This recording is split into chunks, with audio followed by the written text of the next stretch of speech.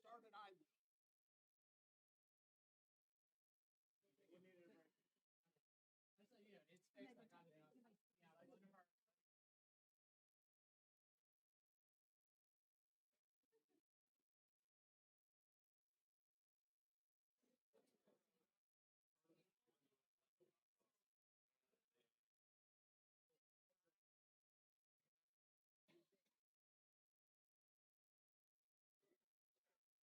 one of our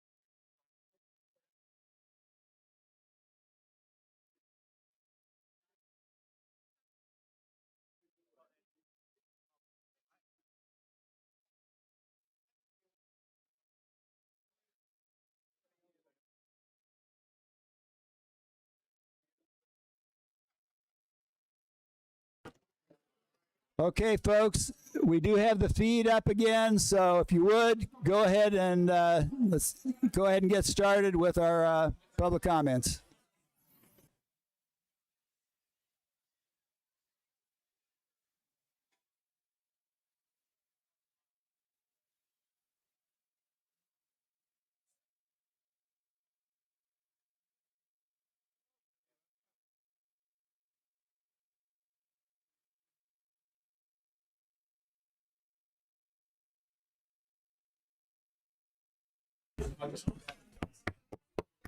We're going to call this meeting back to order. If everybody would like to take their seat, we'd love to hear the rest of public comment. Thank you.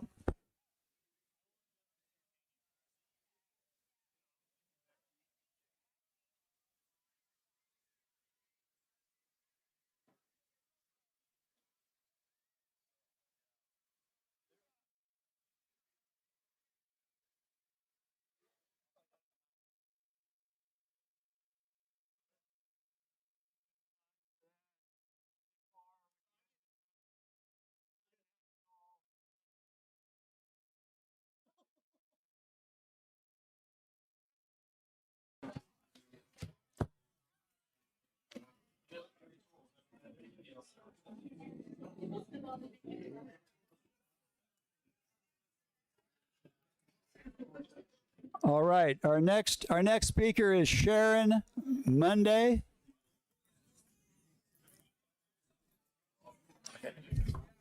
Can everybody please take their seats so that we can continue the meeting? Thank you.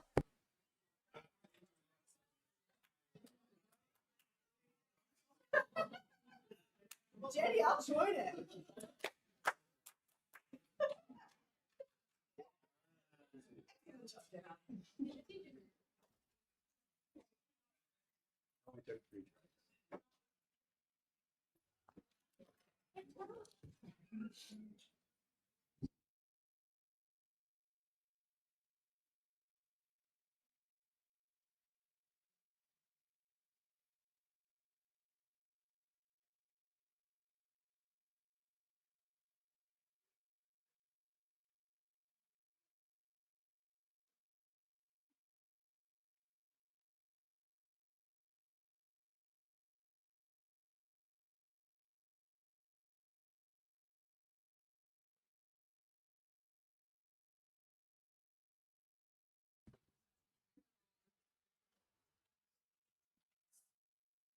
Technology is not my forte here.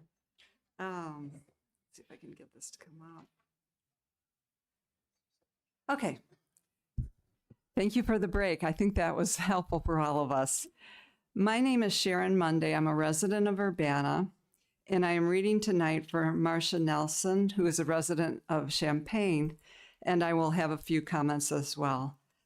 I am unable to be here tonight because of a prior commitment that may well involve many from my faith community, First Mennonite Church. 40 years ago, we were among Mennonite churches in the area which opened the Fair Trade store in Champaign, today known as 10,000 Villages.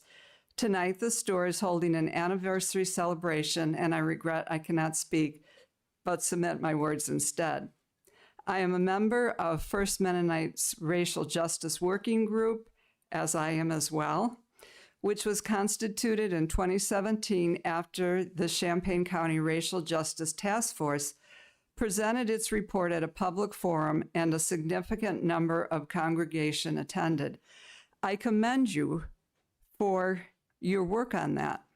Our group has supported the work of the Champaign-Urbana Reparations Coalition and did send a letter in support of tonight's resolution.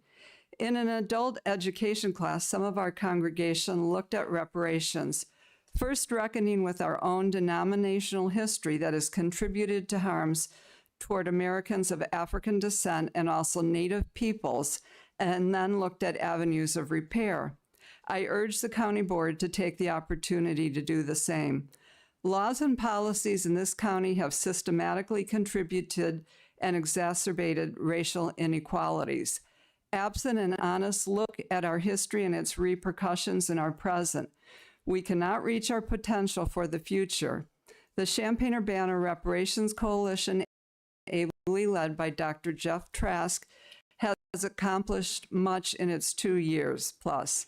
But working towards reparations will require additional research into local histories of discrimination and subsequent harm, further community education, identification of potential models of repair, location of funding sources, and finally, presentation of legislation to enact repair. The proposed intergovernmental commission can take these necessary next steps. The City of Urbana has budgeted $25,000 for its portion of the proposed intergovernmental commission, and I urge you tonight to join them by passing the resolution to support the endeavor financially and to nominate one member to serve on the 11-member commission. Thank you. And I will just, for the sake of not being redundant, just say that, again, I am also in support of this. Thank you. Thank you.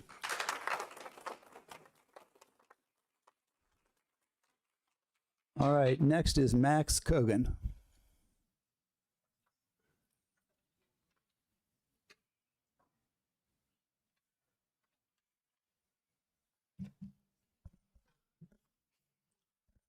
Good evening, everyone. I want to say thank you for being here this late. I have a lot of friends that were here that were students like me, and they have obligations being students, so they had to leave. So it's a long night, so we all understand that, so thank you.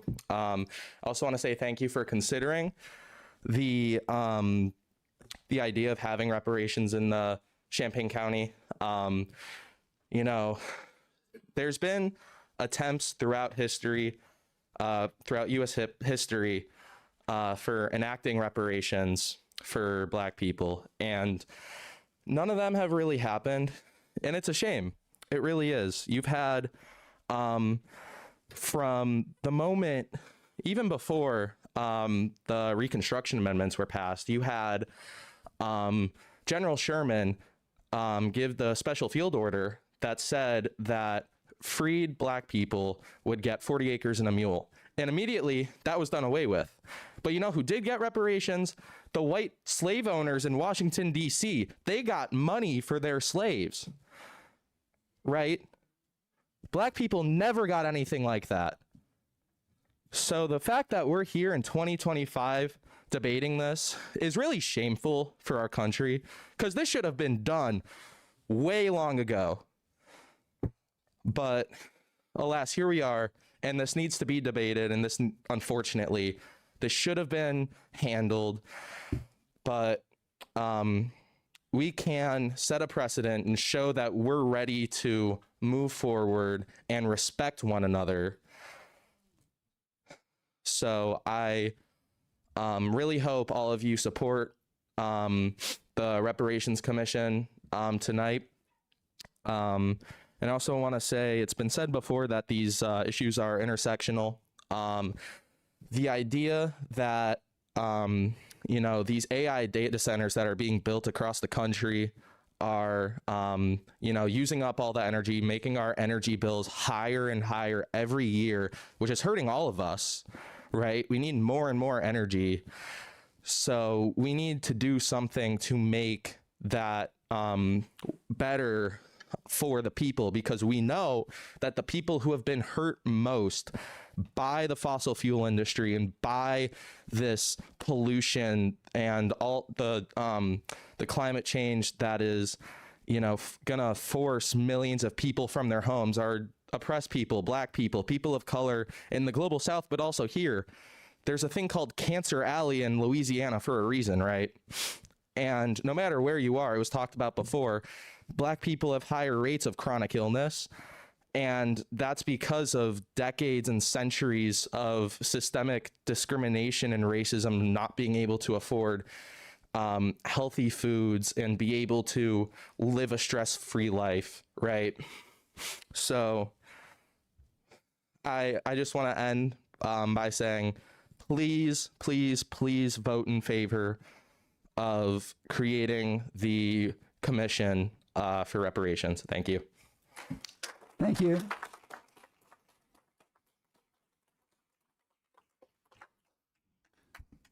Okay, Brad Allen.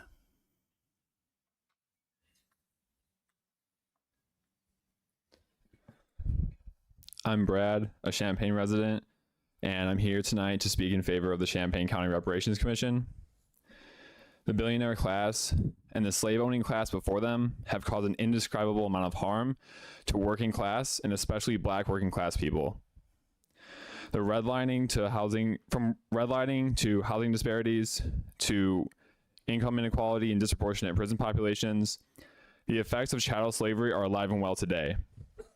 Solving these problems will require a full, sweeping change to our society, a change that we won't be able to completely achieve in Champaign County board meetings. However, we can join Evanston, Illinois, and inspire other counties around the nation to take this first step. Thank you. Thank you.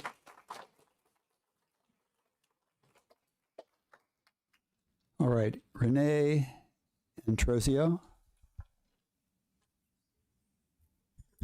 Hello, neighbors. My name is Renee Antrosio, and I live in Champaign. I've lived there for over 25 years, but I did used to work at Blue Ridge and feel very much that Mohammed is my neighbor. So I feel that it's good to acknowledge that we are neighbors here in this county, in the rural areas, as well as in our little cities. As I said, I'm pastor of New Covenant Fellowship, where I'm happy to report the Family Winter Overflow Shelter is in the process and will be opening on Monday, November 3rd. Just before I came here, the Regional Planning Commission was training staff for that family shelter. So I just want to say that I'm really excited for that and glad that you guys have supported that. I am also here primarily in support of the reparations movement that we've been talking about. And I'd like to address a concern that I've heard a lot of places, and I think many of us have, the concern that if we spend time and money looking at past and current injustices in need of reparation, that somehow that process will create more division than repair. And I would like to present a different way of thinking of that, of understanding the healing process, a familiar and tried and true way of looking at repairing injuries coming from the field of medicine. That the more we understand what is causing an illness, the source of trauma and injury, the better we can prescribe and administer treatment leading to health and wellness. So many of us are familiar with the symbol of medicine, that pole with the snake on it. That is the logo of the American Medical Association. The symbol is a Greek symbol from the god of medicine, the son of Apollo, who was the god of healing. And ancient people looked at the snake as a way of thinking about healing, because snake venom can often heal parasites, can kill parasites, and, it's an antidote to snake bites. But as a pastor, I would like to say that beyond the Greek way of thinking about the snake on the pole is the ancient story in the Old Testament of the children of Israel out in the wilderness. They're in the desert where there are snakes, poisonous snakes. And in the story, poisonous snakes invaded the camp and bit people and died. And the people said to Moses, "Pray," and asked that the snakes be taken away. Moses prayed. And God said something very surprising. God said, "Put a bronze snake on a pole so that when people are bit and looking at it, they will live." Very strange response. It's because in some ways it's a metaphor for when we look at what is poisoning us, when we look at what is injuring us, it is only then that we can have our healing. I know many of us, sometimes when we are sick or injured, we try to pretend that we're okay, and we don't go to the doctor, and we ignore it, and we hope that it will get better by itself. Thanksgiving is coming up when many of us end up burning ourselves, and so many times I've come to the point where I've burned myself in the middle of something, and I've covered it up thinking, I don't want to tell anyone I burned myself. It'll just get better. But when you put a bandage over a burn, it only gets worse. When it comes to the racial injustices of our past and our present, so often we want to pretend that we haven't been bitten by the poisonous snake, that we haven't been burned by the boiling water, that if we just ignore it and cover it up so we don't have to look at it, everything will heal on its own. But I think it is past time for us to acknowledge that everything is not okay, that we have all been poisoned and burned by the racial injustices in our own county, and that the only way towards healing is to really look at them and recognize the source of our injuries and illnesses so that we can go towards a path towards healing. I am so glad that the county board is considering the importance of participating in a commission through funding and representation to study the need for reparations based on local histories of discrimination and harm, the preparation of a harm report, community education and involvement, and the identification of potential models of repair. Let us gaze at the things that are poisoning us so that we might participate in the healing process. Let us not be afraid to see truth clearly, though it is painful, so that the truth can set us free, that it might set us on a path towards a more healing, healthy, and thriving community. Thank you. Thank you.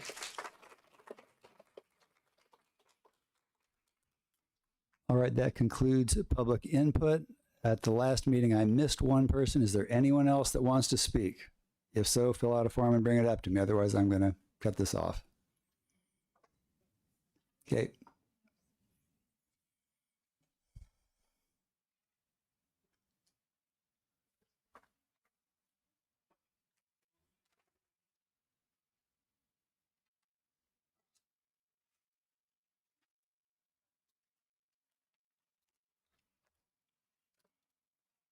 Go ahead.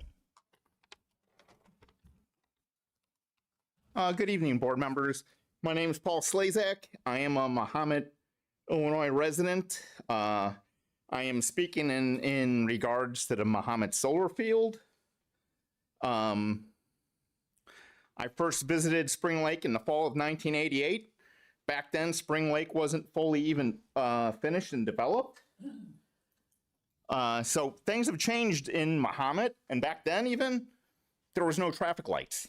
So times have really changed. We've really boomed.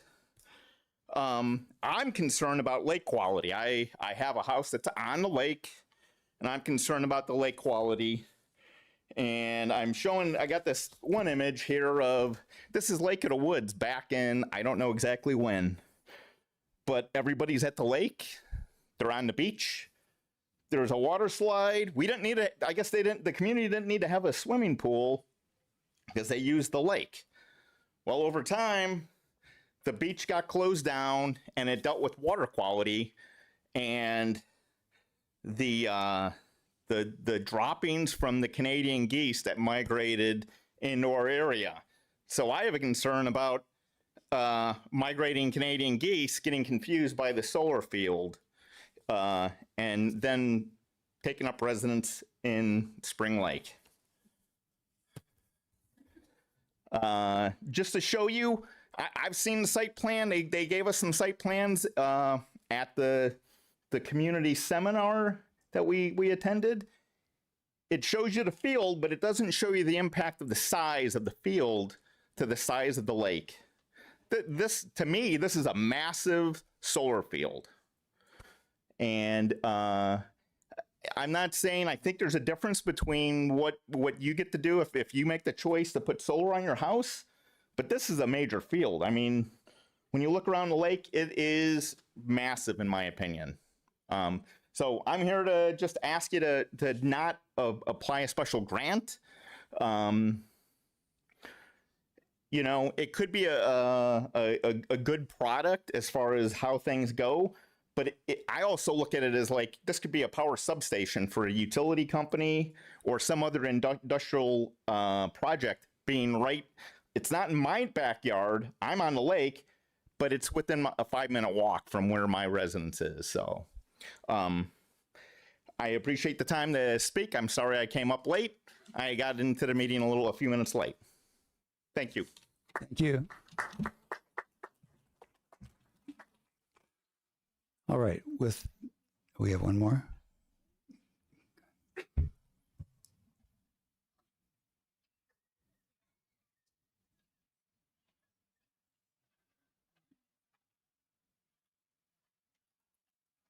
Hi, everyone. My name is Alex Martel. I've been a resident here in Champaign County for the past 13 years. And right now I'm a student here at the U of I studying sociology. I'm here really just to support the Reparations Council and the work that's being done here. Where this work is working to actually fix and resolve the historical crimes of slavery and the historical oppression and repression that Black people have faced within this country.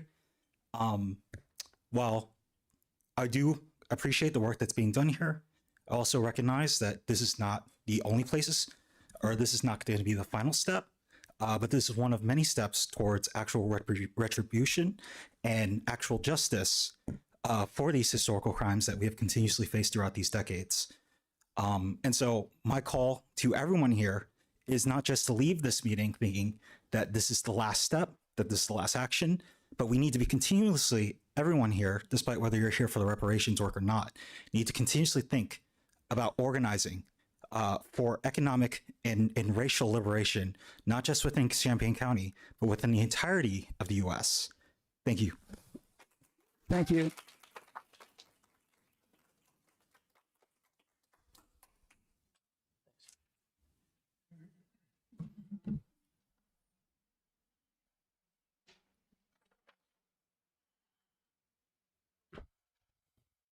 All right. My name's Tyler Bozarth. I'm here to talk about the solar farm in Mahomet. Thank you all again for letting us speak. It really means a lot to everybody here, not just the people with the solar farm, but everybody here. You have a lot to think about tonight, so I'll make this as brief as possible. I think there was a kind of a misconception with some of the people that hadn't been at previous meetings about the people who are against the solar farm. We're not against solar energy, so I apologize if they thought that was the case. That is not the case. We're just wanting responsible solar energy to be placed in responsible locations, and our group just doesn't think this is a responsible location. Being so close to a neighborhood, a lake, a railroad, a town, I could keep going and bore you more, but I won't do that. And, you know, we shouldn't, as people, suffer at the expense of the environment. There is plenty of land that is widely available to put these solar farms on, and that's where we should be placing these, not in next to a neighborhood or all the things I listed before. Again, we could go on and on. We keep talking about the future, and renewable energy is the future, and that is completely, I don't think any of us can argue that. I just ask that we make sure that when we are placing renewable energy in places, one, it's responsible location, but also when we have to decommission these, what type of footprint is that going to cause? Solar panels are not recyclable, so they will end up in a landfill. That is a fact. So maybe one day we won't be at that point, but right now that is where we are, and 40 years from now, the current ones that are going to be placed would be ones that go into a landfill. We do appreciate that they were willing to add a bit of a sound barrier for the inverters. That does mean a lot. The other issue was the legal protection regarding the lake. If there was any damage that is caused directly from this solar farm to the lake, we would really like something in writing to protect all of us. We're putting hundreds and thousands of dollars currently into dredging the lake, and I would hate to see all of that go to a waste because of one mistake. So if that could be placed in writing, that would be really good for all of the members of the lake and all of the taxpayers of Champaign County. Again, the only thing I'll say about, community solar is, it is great for the community that requests it. To our knowledge, none of us around the area have requested it. other than the person that's making a profit. So maybe we can find another location in Champaign County that's much more viable and helps everybody here that is actually using it.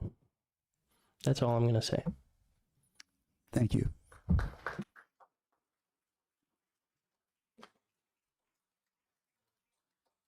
All right, if there is no one else, thank you. We're going to move on. The next item would be our ARPA update, if Kathy is still, and she is still here.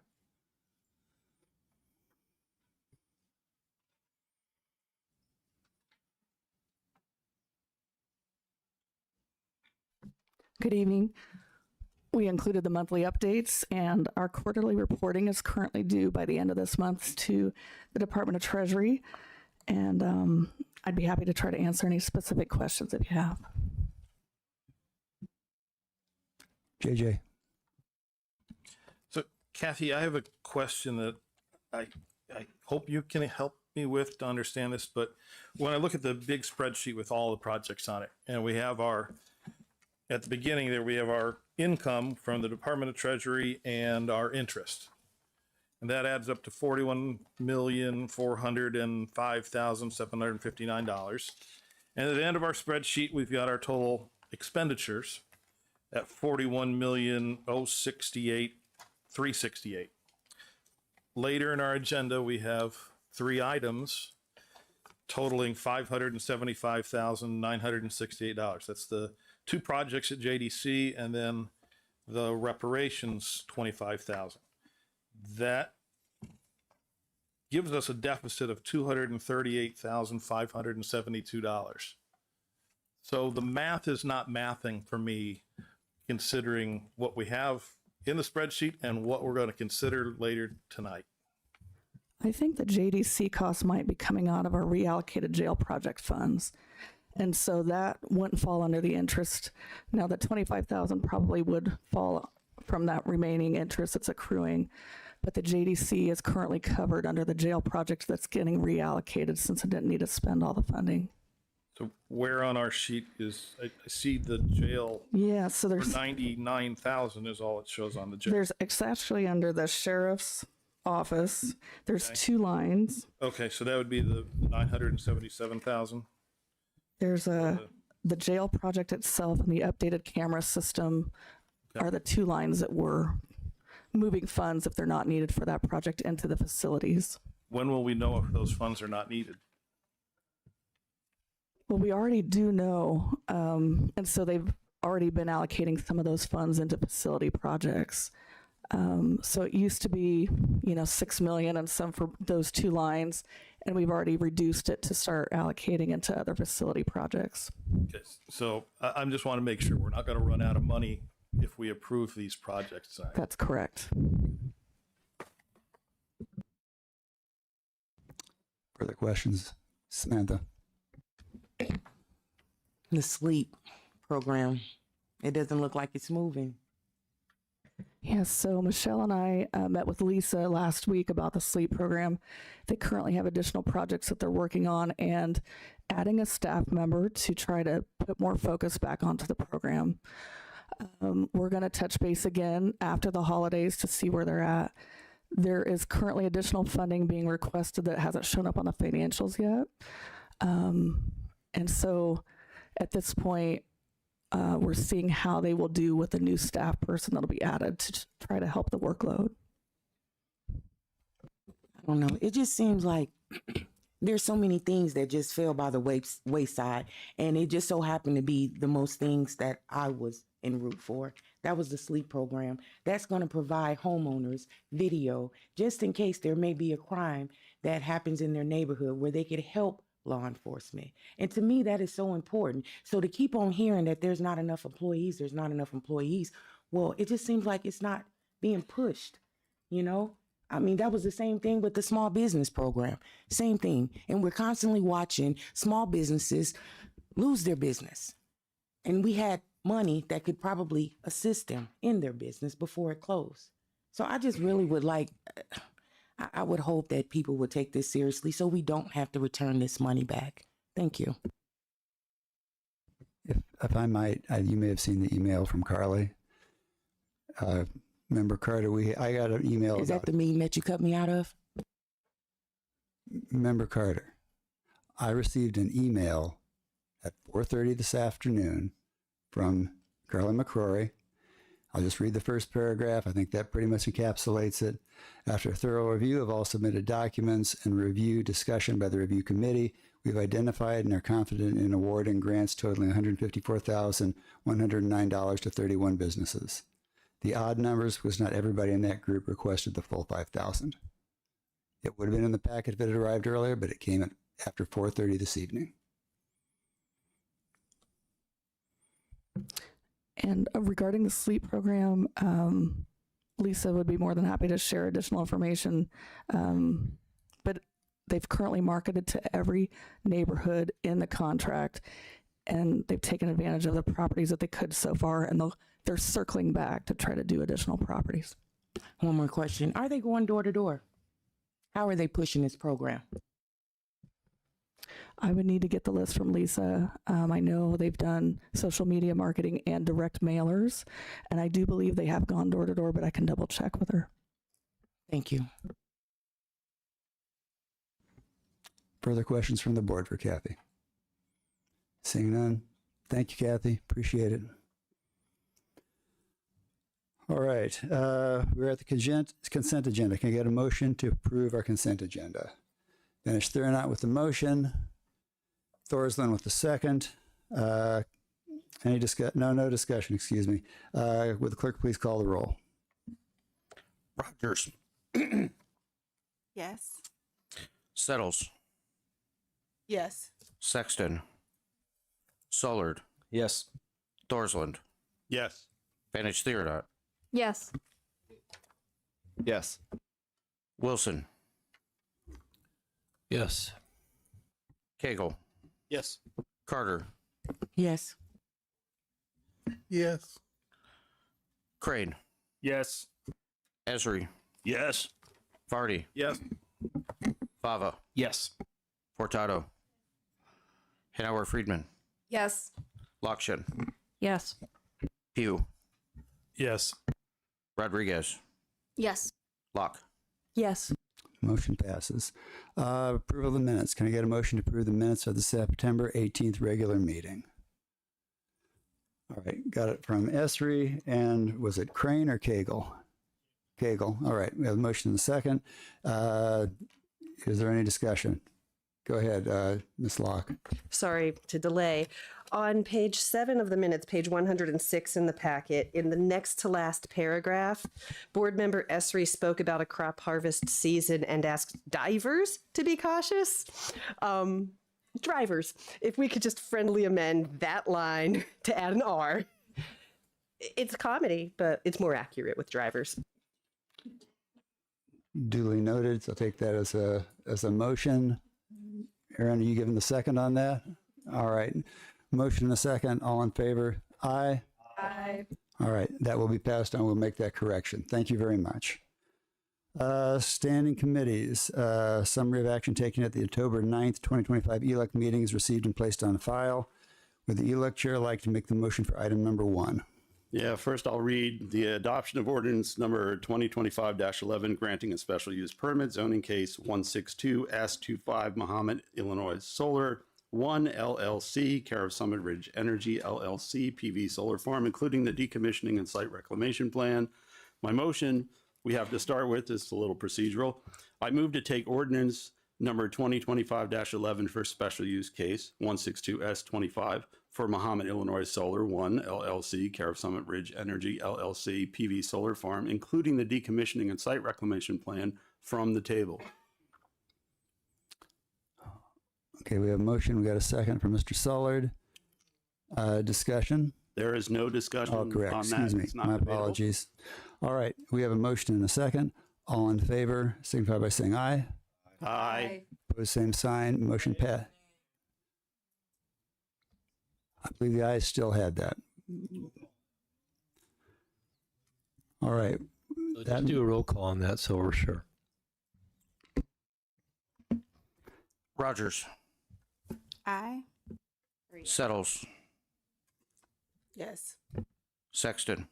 No. Sollard, Yes. Thorsland, yes. Edich Theodot, Yes. Wiggs, Yes. Wilson, No. Cagle, No. Carter, No. Cowart, No. Crane, No. Esri, No. Hardy, No. Fava, Yes. Furtado, Hanover Friedman, Yes. Lockshin, Yes. Pugh, No. Rodriguez, Yes. Locke. Yes.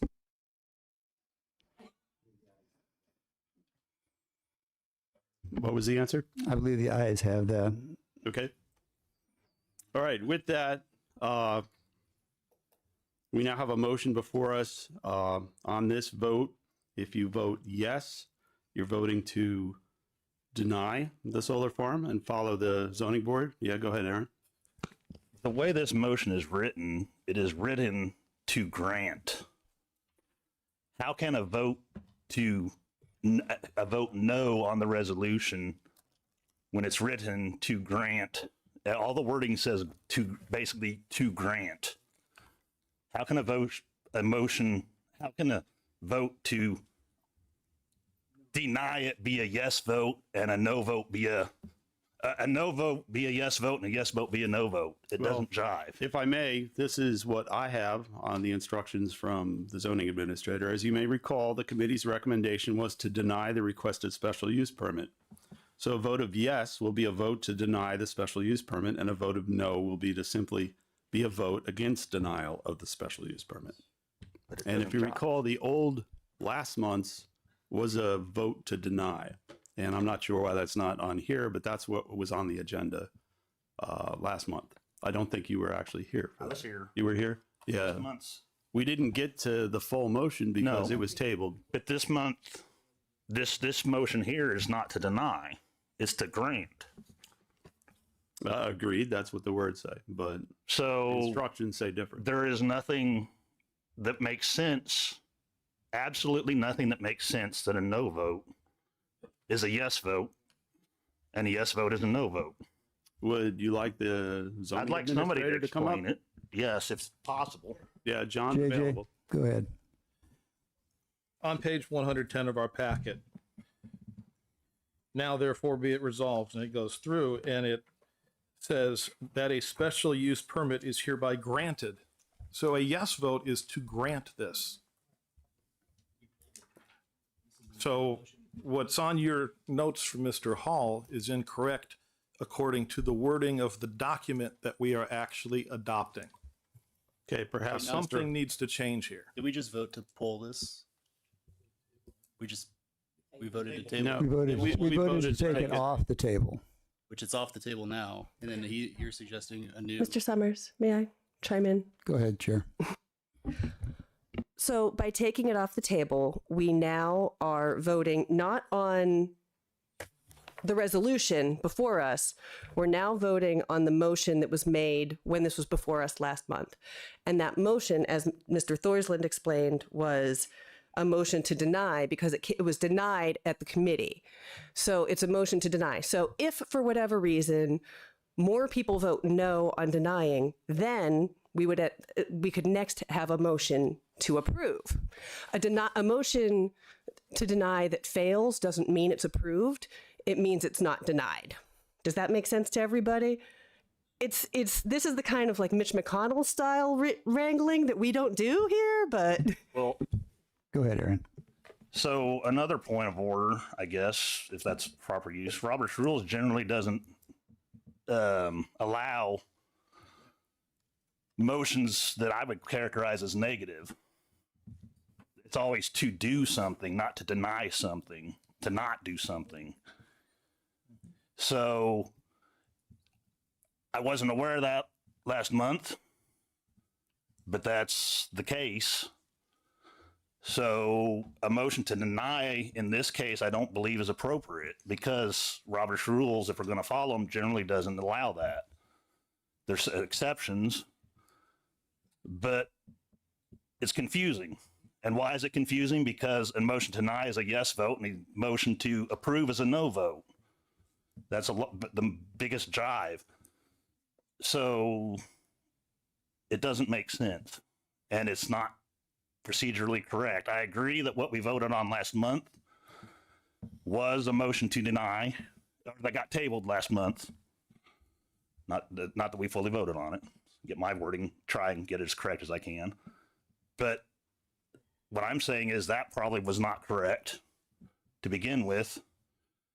I don't know where that leaves us now, but I just don't believe it's correct. And something needs to be done about it, I guess. I'm not sure exactly what. I understand your thought that it doesn't sound correct, but I'm going by what John's advice has been, and the fact that it was a motion to deny at the last time when it was tabled, which is what Chair Locke was just talking about in terms of how it is topsy-turvy. It's flipped around, but it is that is the way that it ties into the vote that we took last month. Yeah, I'm going to ask John if he's got the motion from last month handy with him. Do you? So I could read that, or John could read what it said last month, because we did have before us a motion to deny, and a yes would have been yes, deny it, which is not really a negative motion.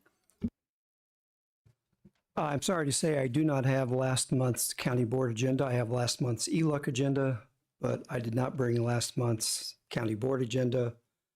I'm not aware of any differences between the two ordinances, the one that went to the county board in September versus the one in October. And that's all I can say about that. Jen.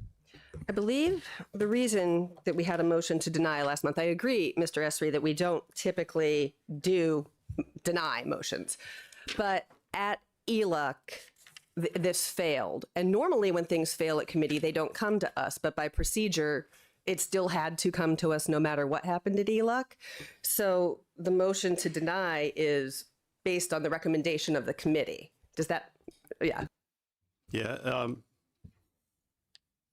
my chairmate here and fellow motorcyclist, Mr. Wiggs, brought the papers from last month, and it's also on page 110, the first words, whereas the Champaign County Zoning Board of Appeals held a public hearing, made a formal recommendation for denial, and forwarded this to the board, case number 162S25. And then it explains that it was supported by the evidence and stuff, but what we had for instructions last month was we were voting on a motion to deny, and that's the motion that was made. And then we tabled it because we had more information that was coming. We had heard that there was going to be a public forum. We wanted to allow them time. We've heard tonight very positive input from people, from the community that happened. We got a lot of correspondence in the intervening time, and changes were made to it. But what's before us, I believe, is still last month's vote that we didn't take on a motion to deny the special use permit. Aaron. Yeah, okay. I understand the whole that we started out last month with a motion to deny, and that got tabled. What I'm saying is now that wasn't correct. And I'm looking, I believe, at the correct packet on my phone on the county's website from last month. Ordinance granting a special use permit, zoning case 162-S-25, Mahomet, Illinois, Solar One, LLC, yada, yada. Go on down a little bit. Point 2, that a special use permit is hereby granted to Mahomet, Illinois Solar. So ultimately, it sounds like, now granted, I haven't read word for word, it sounds like both resolutions are ultimately written the same. They both say granted. They don't say, one doesn't say deny, one doesn't say granted. So it still does not make any sense.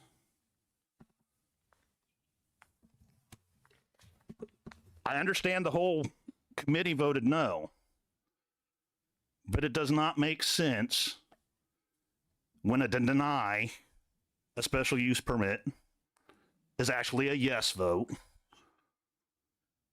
and a vote to grant this motion, accept this motion, this resolution, which says granted, granting, however you want to put it, is a no vote. It does not make sense, and it is not. Actually, the vote would be we would be taking, that is the confusing no is a yes and yes is a no, is only on the motion to deny. It's not a motion to approve it. It's simply a motion. Yes, we want to deny it. No, we don't want to deny it. Then a motion would have to be made to approve it. And then we go back to the ordinance we have. All right, Mr. Cagle's next. Go ahead. So generally speaking, I'm not a fan of Robert's Rules of Order, but it does have kind of clear guidance in this and says that motions have to be in the affirmative. So if we wanted to deny something, you would motion and then we would vote no on it. And that would thus be the denial, is my understanding of Robert's Rules. I mean, I could read it verbatim out of there. I don't know why we're not following it for this particular case. And that's the confusion that if we could clarify that, that would help immensely, why we choose not to follow the. Gerlach. May I pose just a suggestion? We're stuck in this quandary because of how the motion was made last month, and it was Mr. Thorsland made the motion. It was seconded by Ms. Rogers. If that motion could be rescinded by the moving parties, and then we could, I think, as a group, move forward with a motion to approve, and then do our normal discussion, I think that would clear up any of the ambiguity of what's going on there, satisfy Robert's Rules of Orders just by rescinding that motion that's pending before us right now. I see a lawyer nodding, but it's not our lawyer, so that doesn't help. JJ. Okay. Yeah, well, hang on. I'm not sure. Yeah. Sorry. Yeah, I'm not sure we can do that. My question is, going through that process is not on our agenda. The only thing on our agenda is approval of the ordinance 2025-11. Adoption of ordinance 2025-11 is the only thing that's on the agenda. And we've already approved the agenda for the night. Mr. Summers, if I may. But what's on our agenda is also picking up what was tabled a month ago. And a month ago, where we left it was exactly here. So if we are viewing this as a continuation of last month's discussion, which was tabled to now, but just a continuation of that discussion, if I made a motion in some other point and then during discussion said, I rescind that motion, we would accept that. This is a continuation of that discussion. So I believe that that would still work. I'll rescind. Rogers, would you also? Yes. Mr. Wilson has the floor right now. Sorry. I think there's somewhere in our board rules that we said we would follow Robert's Rules of Order. We all agreed to that.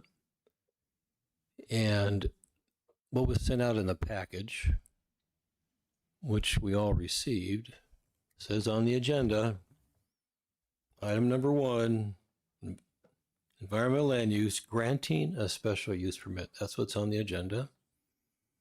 I didn't get a copy of a secret note about what the agenda should say or not say. I didn't get that. So someone somewhere said that what the motion before us is some note that none of us have, or only a few of us have. But then I will continue this ordinance as written in front of us, distributed to all members, approved by the executive committee or whatever to send it out to everybody, how it ever got in our hands, is granting an ordinance to do this. And then we all just voted to table it. It seems surprising that now that we've tabled this, something else shows up with different language, which is not in front of us. Mr. Sollard. Thank you. I am not this board's lawyer, but I am a lawyer who has advised and studied OMA. With it being on the agenda, we are to consider it. We started it last time. We are continuing it now. We can make motions about it. There was a motion made last month that sounds like wants to be rescinded, but all we're doing with these motions is considering this adoption. There's nothing about notice that's a problem here. We're still considering adopting this, whether we're a motion to approve or a motion to deny. Yes, sir. Go ahead. The minutes of the September 18th County Board meeting state, Board Member Thorsland offered a motion to deny ordinance number 2025-11. That was what was originally stated. Our lawyer is here now. Welcome. Welcome. Thank you much. Apologies for my delay. I was consulting with one of my colleagues from my office. It's our belief that it would be the cleanest option if you handle first the motion to deny and then secondly the motion to pass or affirm but first handle the original motion to decline. Can I have a question for Mr. Mueller? Go ahead. Mr. Mueller, would it also be handled easily if that motion to deny was rescinded by the moving party? Yes. And that's been done. I've rescinded it. And Mala has agreed to rescind it as the second. All right. That motion is rescinded. So now the motion we have on the floor granting the permit would be the next step. And for the record, then I will make a motion for the adoption of ordinance number 2025-11, granting a special use permit, zoning case 162S25, Mahomet, Illinois Solar 1, LLC, care of Summit Ridge Energy, LLC, PV solar farm, including the decommissioning and site reclamation plan. Is there a second? Member Locke. We have a motion and a second. Discussion. I don't have to go first. Go ahead, Aaron. I guess I just want to make being a farmer and being just about done with corn harvest, which would conclude our harvest completely for the year. Ethanol is not a negative net energy, and it's not even a neutral net energy. It's a positive, especially if you consider the co-products that come along with it, such as distiller's grain, which can be used for food, for livestock. That's a form of energy. It's energy that goes into growing that livestock, and then that energy is conferred to the persons that eat the livestock and the co-products from that livestock that go into things such as, well, everybody knows about, I don't know how much it still is, but I believe it still is, like there's plenty of stuff made from co-products. I can't think of one off the top of my head, but plenty of stuff, co-products made from animals, from things that us humans don't generally eat, such as, can't think of any one specific, but so the idea that ethanol is a bane, I guess you could say, the general idea is a bane on society, is false in my opinion. It replaced MTBE as an oxygenate in the gasoline. MTBE is found to be a water pollutant. It's a long time, and I think one of the everlasting, basically, chemicals that is gaining so much news. Ethanol is biodegradable. It's an alcohol.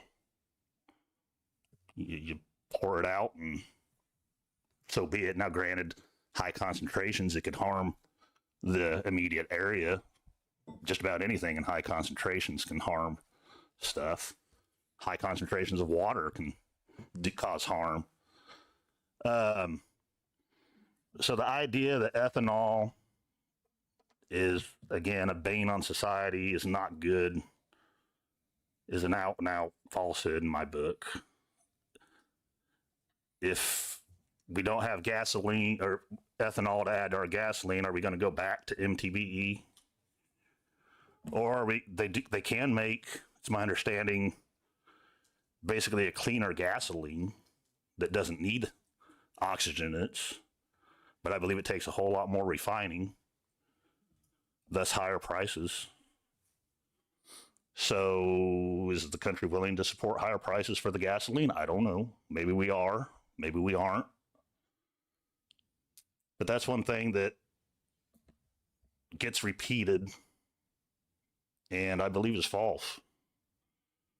Ethanol is a net energy plus in the production of it, in large part because we keep producing it more efficiently. More grain grown per input. And that's the main thing I wanted to say. Thanks. Mr. Wilson. Thank you. A lot of robust discussion. And I also went to the community event on October 15th. And a lot of good discussion there. I can understand listening to everyone here, and I did listen to everyone, and I did take a lot of notes.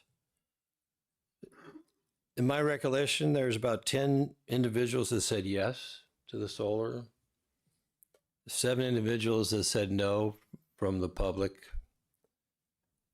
I did note that I think the 10 individuals other than the attorney don't live in Mahomet. And I understand that, yeah, 5 megawatts occupying 36 acres. Think about this, 5 megawatts occupies 36 acres. That's the nameplate rating. When it's functioning at its nameplate rating, and most of the time it's not, maybe it's got a 30% capacity factor. I've heard someone say maybe it's more. I do understand projects. I understand all the effort it takes to get to this point. And it's so frustrating when you get to the end use that maybe the people in the community don't like it. And I applaud the efforts that the energy company came to try to mitigate all the different concerns regarding to noise and soil and erosion, all those different items. And yeah, we probably need some solar and we need some wind. We need all kinds of different things for our energy infrastructure.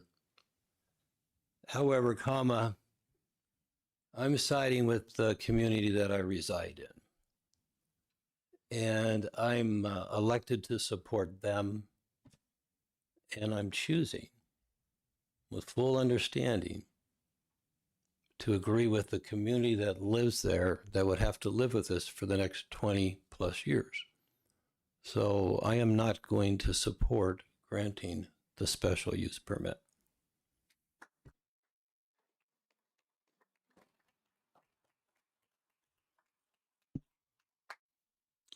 Further comments?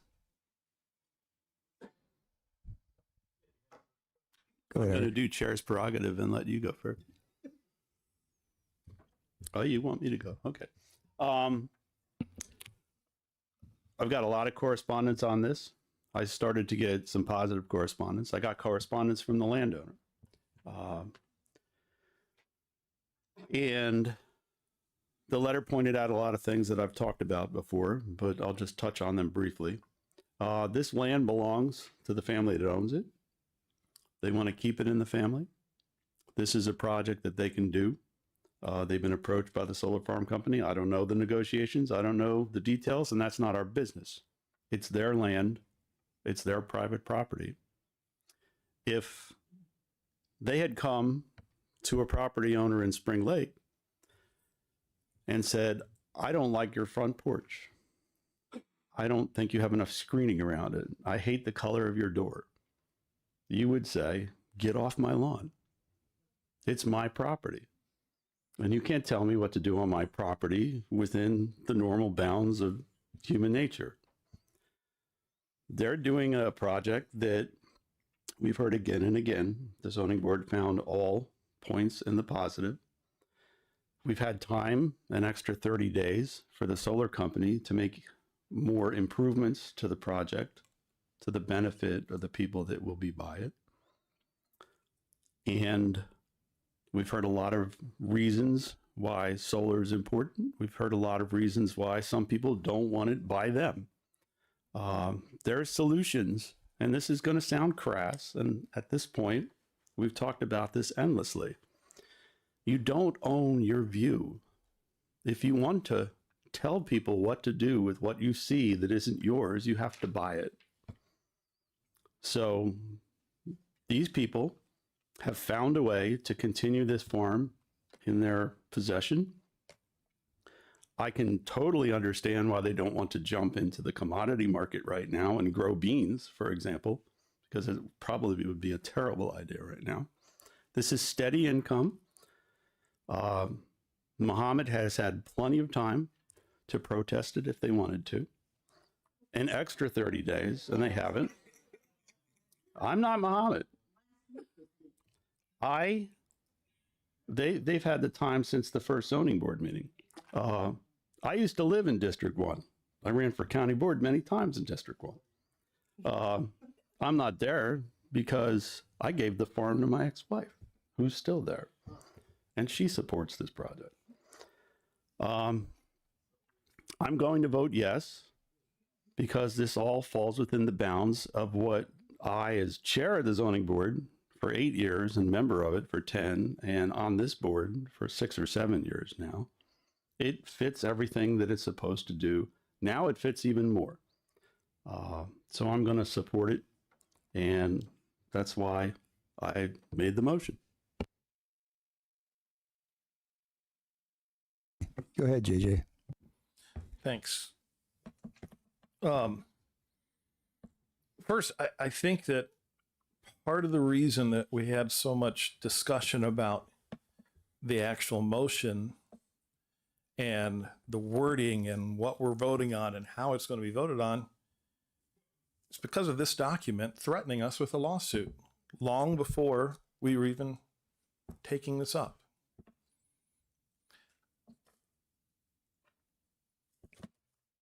Being threatened with a lawsuit in some ways makes me wonder, should we even be voting on this?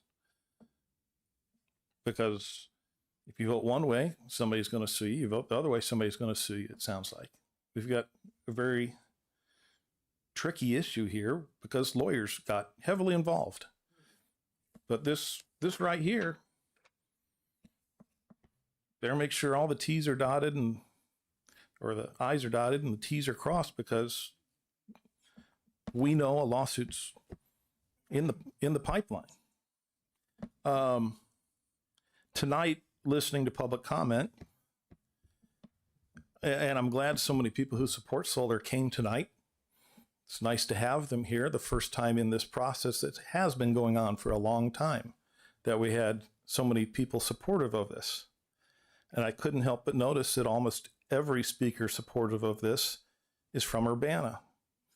Maybe we should be connecting Summit Ridge Energy with the development department at the city of Urbana, since they so love solar in Urbana. And Urbana has solar projects on the outskirts of Urbana within their 1.5 miles. So again, we're looking at this, go where you're wanted for a development like this. We look at zoning, the zoning here is Ag 1. When you see something is zoned as Ag 1, you have a reasonable expectation that that is going to be agriculture. Why we consider an industrial solar plant to be agriculture is mind-boggling. That definition makes no sense whatsoever. Okay, that is something that fits better in some kind of an industrial zoning. We need to be changing that. Okay, solar panels are not corn and beans. They're not livestock. Okay, so there's a reasonable expectation for folks that have purchased property in Spring Lake and in other locations around Champaign County that they're going to see agriculture, not industry, right next to them. What I truly keep going back to, though, is that we are considering placing an industrial plant directly next to a residential subdivision. that would never happen within the city limits of Champaign and Urbana. We have seen over the years where before Champaign and Urbana regulated their zoning, where that happened, and there's been cleanups because of it. That's why they don't let it happen now. And that's why we shouldn't be letting it happen on our watch. So I'm standing with the residents of Spring Lake. They are in the unincorporated part of Champaign County. Our duty, especially for the folks from District 1, but for all of us, is to look out for our constituents, our residents, and this is going to adversely affect residents of Champaign County. And we need to consider that. If we can't protect our residents, there's no reason for us to have a county board. So I hope you will join me in opposing this and encouraging Summit Ridge to find other locations within Champaign County that are receptive and better placement for an industrial project such as this. Jenny?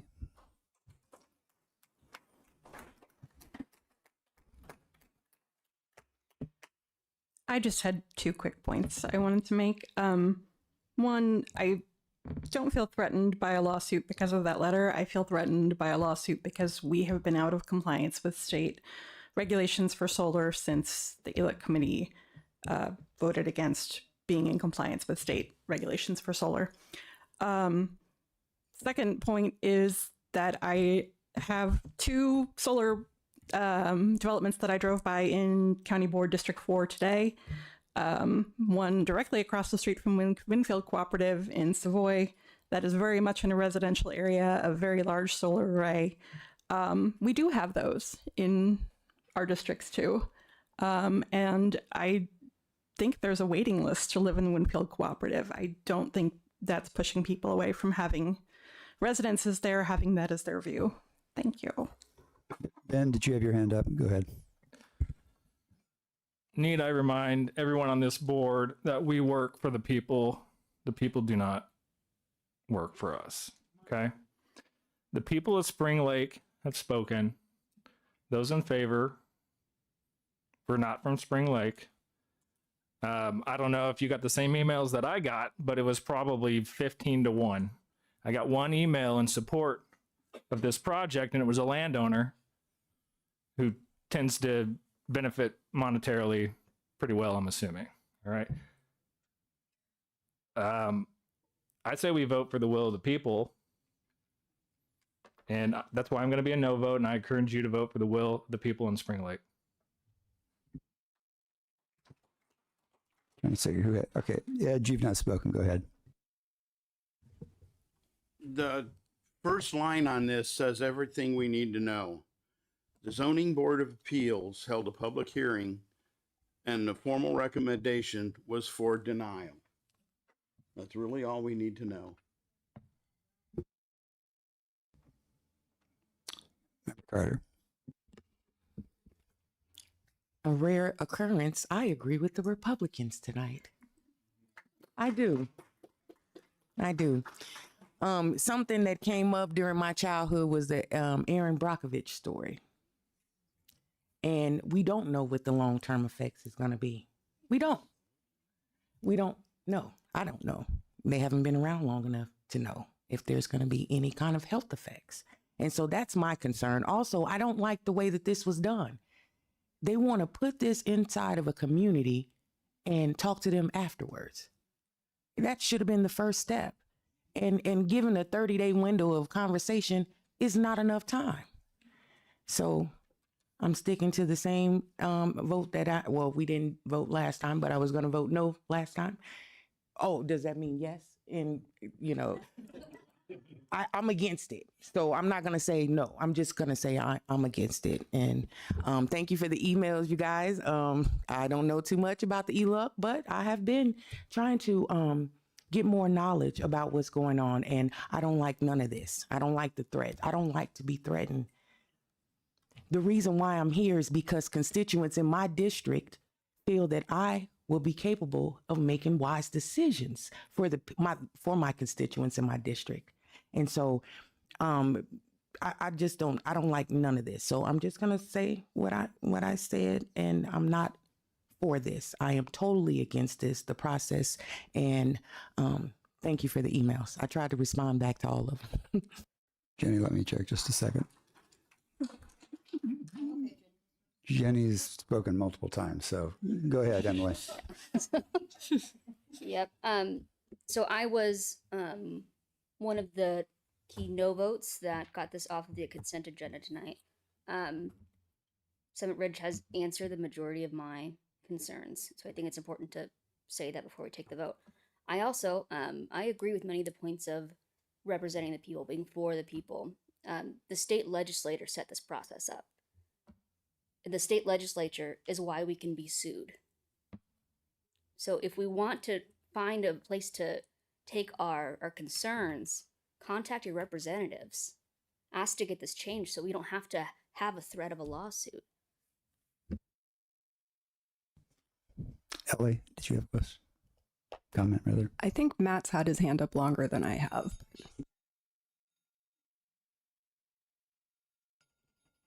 Matt, go ahead. Okay. A couple of things that stick out for me. One is that as Mr. Thorsland's mentioned, the property owners want this. They get to do what they want with their land. There's some reasonable objections with that as well. But by and large, to the extent that they do get to benefit monetarily, they do get to benefit monetarily. If you have land and you can do something with it to make money, you get to do that. The bigger concern is something that both Jenny and Emily have mentioned, is we're in this position because we don't have a complying ordinance. We don't have a choice because we don't have a complying ordinance. Even if we did have the complying ordinance, it still couldn't be any more restricted in the states. What has been submitted in this plan complies with the state regulations, and we don't get to have an ordinance that says otherwise at the moment. As soon as we deny this, I'm not worried about a threat of a lawsuit. That's how I make a living. It's not threatening. It's process. All that a judge is going to say is you don't have the right ordinance. So not only do you still have to go grant the petition anyway, but now we're going to add damages on for the county for not being in compliance for years with the ordinance. So when you talk about representing the people of Muhammad or the people of your community, who's going to pay for that? Who's going to pay for that damages that's going to end up in higher taxes? Are we going to be able to come back to the people sitting out here and say, you didn't want it, we did what you wanted, but now you need to help us pay for the damages in the lawsuit? I don't have faith that anyone's going to support that. So I'm going to be a yes on this. And I also support solar energy.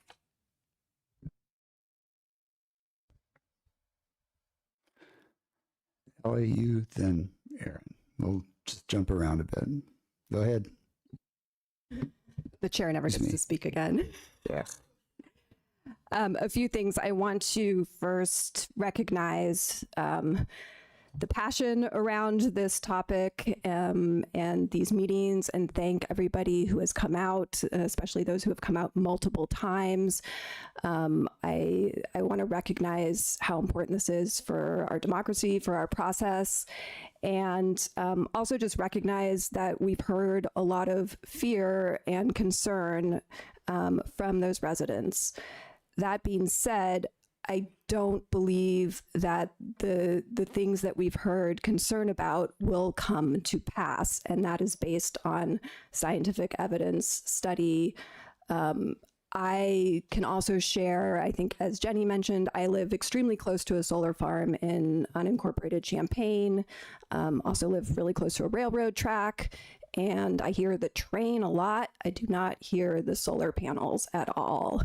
I do believe that they will be silent, and not only will they be silent, but they may block the sound from the train, and you may find you're in an even quieter neighborhood at the end of the day. I think that I also want to recognize the the process. It may not have been my colleague to my left's intention when the motion was made to delay a month or to table for a month, but I think it ended up being really important to give this developer a chance to really listen to some of the concerns that have been brought forth. And in particular, I want to thank them for not cutting down any trees on the property. I think that is probably one of the most important things, changes that they made. And finally, I want to push back on what some of my colleagues have said about representing their districts in a way that leaves out the rest of the county. I think that we are here to represent all of the people of Champaign County, not just the few in our districts. And it's important to look at this from a broader perspective as well. And that is that our world, we live here together. And as many people have pointed, we are neighbors. And what I do in Champaign affects you in Mahomet and affects people other places as well. I would also like the respect of my colleagues while I'm speaking. Thank you. And so I think we do have to take into account the broader impacts here of a development like this for solar. As many people pointed out during public comment, people who do not own their own homes, who rent, this is the only way that they are able to tap into these lower energy costs, not to mention the fact that we will not have any farmland left if the world keeps warming at the rate that it's going right now. And this is going to affect everybody in this room, everybody on this planet. Thank you.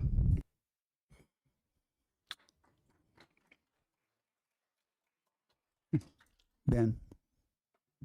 I think I speak for most people in Mahomet when I say, please don't Champaign or Mahomet.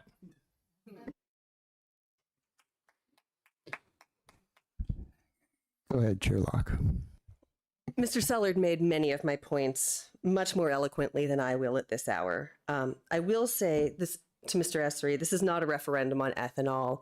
That it was brought up in conversation has nothing at all to do with what we're voting on tonight.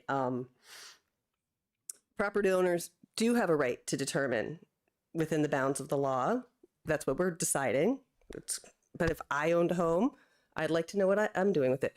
What homeowners in subdivision want to do with their homes, they can do in their subdivision. This is not in the subdivision. We do not give protest rights to quasi-judicial or quasi-governmental bodies. We give them to the town of Mahomet. From the day this first went to ELA or to the ZBA, Mahomet could have protested. They didn't. That's a failure. That is a failure for Mahomet that you should take up with your elected Mahomet officials. I apologize if they failed you, but they had the right to protest this and they didn't. So what we're dealing with is what was and was not done leading up to now. Every person in the subdivision loves where you live. I fully understand where you're coming from. I hear you speaking about your homes with passion, with how you fell in love. Some of you fell in love with the space when it was just farmland. Some of you fell in love with it because of the lake that was in process at the time. Some of you fell in love with it recently. But each of these points in time are different because change always occurs. My hometown doesn't look like it used to. None of us, our hometowns, look like they used to. Things change, and we don't own others' property. Other people own their own property. And we do have, those of us on the board have a fiduciary responsibility to the taxpayers of Champaign County to not willingly seek out a lawsuit. And it's not a threat. It was a foreseeable consequence when we failed to comply with the state citing law. Mr. Thorsland very eloquently told us this would happen. Not that long ago, less than 2 years ago, he said this will happen. Because it will. It's a foreseeable consequence. So I respect your passion. Unfortunately for you, I will be voting in support of the development. And it's because I have a duty to all of the taxpayers of Champaign County to not willingly seek out a fight that will still result in the same outcome, just a lot more dollars spent. Thank you. First off, I guess a few facts, I guess I'd say. ELEC actually voted to update the county's ordinance, zoning ordinance. It was the full county board that voted down updating the full county ordinance. So that's just a fact. I confirmed that with Mr. Goss via text. He was on the board when that happened. I was thinking that was the case, but I wasn't 100% sure, so I confirmed it with him. You don't own your view. That's correct. But do you own your ground? Why do we even have zoning? Mr. Solar says it's been stated basically that if it's within the law, you're allowed to do what you can do with your own land. It's within the law to have a landfill. Would we put a landfill over the Mahomet Aquifer? We right now are prohibiting by county ordinance the sequestration of CO2 over the Mahomet Aquifer. Well, what if I had ground over the Mahomet Aquifer that had formations applicable, the right kind to store that CO2? Am I able to do it? No, the county's saying no. That's one of the quandaries with government as a whole. When Mr. Farney asked, what's the purpose of government? Well, what's the purpose of zoning? Granted, there are different viewpoints. There's different takes on issues. But I've said it, and Mr. Thorson said, wow, I can't believe you said that there is a place for government. If there wasn't a government at all, it'd be literally the Wild West. It'd be worse than the Wild West because everybody would literally be doing everything and anything they wanted to do. I could put a landfill on my ground with a hog farm right next to it and a nuclear dump site, whatever I wanted to do. Would we permit paving over? Just a big parking lot. What if I had 80 acres out in the middle or right next to the spring lake, and I wanted to pave it over and store junk cars there? Would that be permitted? I don't know, but if it was lawful, would zoning permit it? Would this board permit it? I don't know. And that could change based on the makeup of this board, I would assume. So while you don't own your view, do you truly own your view? Where do you draw the line? Because it has to be drawn somewhere, and we're here to try and do our best to draw that line. It's an imperfect system. I think it's the best system there is. I don't know of any system in any other form of government that's better, but it's definitely imperfect because we as humans are imperfect. And again, you have to draw the line somewhere, and I'm going to vote with the residents of Spring Lake. Oh, that was the other point. Mahomet, the village of Mahomet, in this case,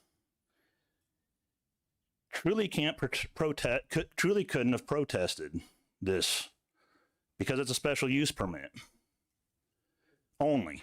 It's not a rezoning of land. Solar farms in our ordinance are permitted. I forget if this is Ag 1, I believe, or it's Ag 1 or Ag 2. I forget.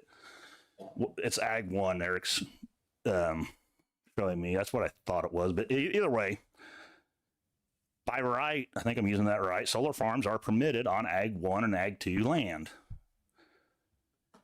Mahomet with a special use permit. Mahomet can protest it, but to a degree, that protest would be no more than any one of the public coming forward and saying we don't want it.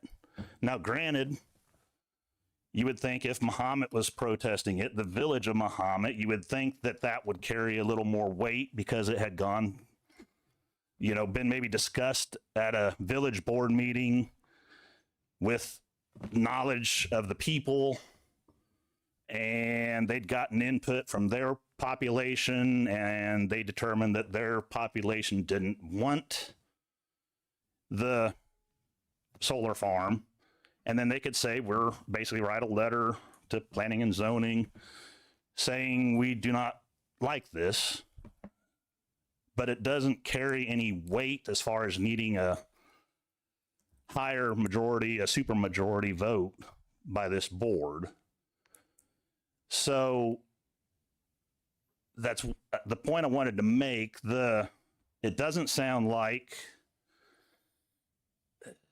and maybe I'm not going to say Muhammad's the only one that does this, because I don't know with all the other outlying villages, when they get issues like this that come before them that are presented via letter or email or both, however exactly it is that Mr. Hall's office, planning and zoning office, contacts these villages.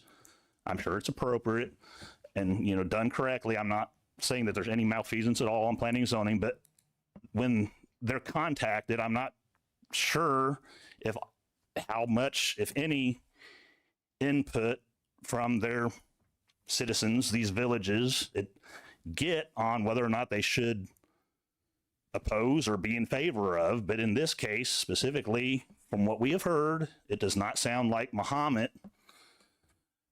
other than 2-3 people, ever really put out the word that, hey, citizens, just what's your thoughts on this? So keep that in mind as well. Thank you.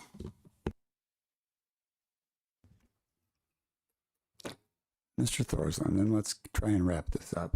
That's exactly what I was going to do. I was going to call the question.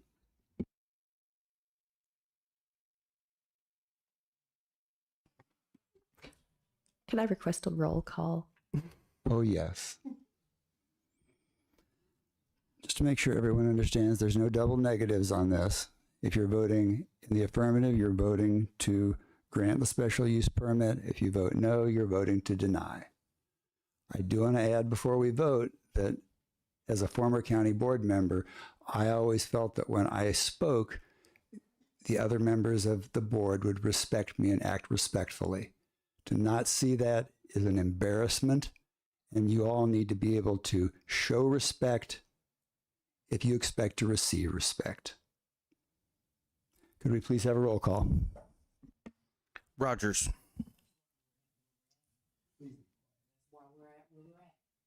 Yes. I'm going to call a recess if you won't be quiet. This is not a time for membership to talk. It's a time to vote, Samantha. What do you want to do? You want to call recess? You want? All right, we're in a recess for a while. Sorry, folks.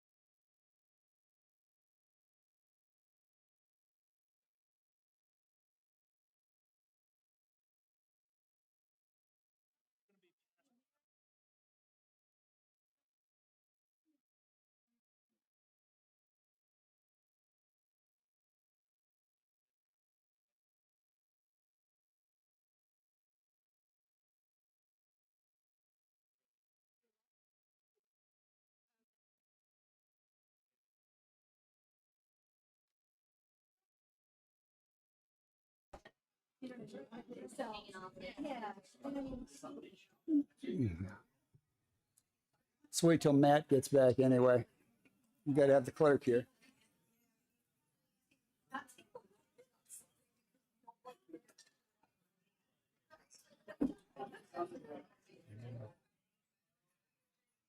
Matt's got the key. All right, Matt, we're going to give it another shot. We're going to give it a shot.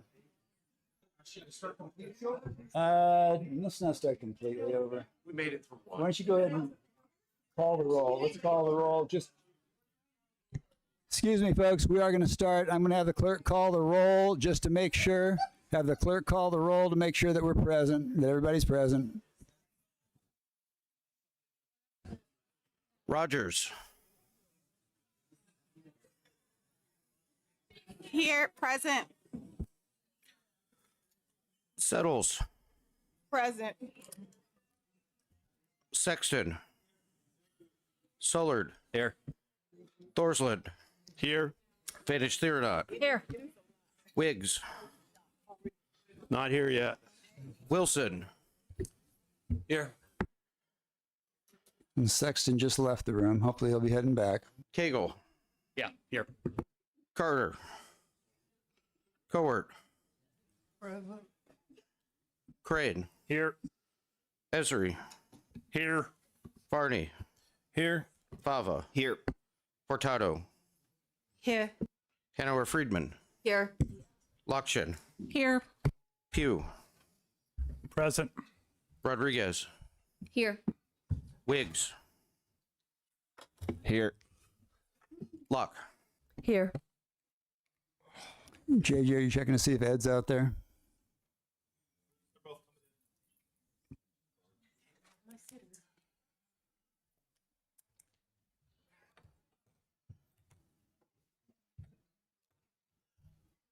It appears everybody is back. Will the clerk please call the roll for adoption of ordinance 2025-11? Rogers. Yes. Settles. No. Sexton. Sullard. Yes. Thorsland. Yes. Vantage Theodote. Yes. Yes. Wilson. No.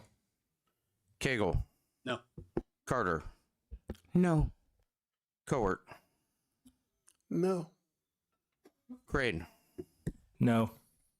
Esri, No. Varney, No. Fava, Yes. Furtado, Yes. Hanover Friedman, Yes. Lokshin, Yes. Pugh, No. Rodriguez, Yes. Locke. Yes. By my count, that passes by one vote.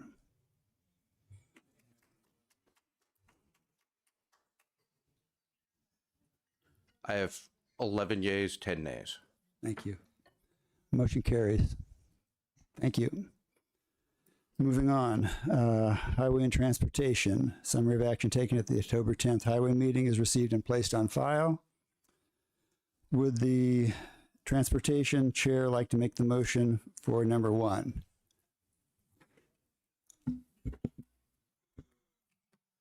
I make a motion for the adoption of resolution number 2025-297,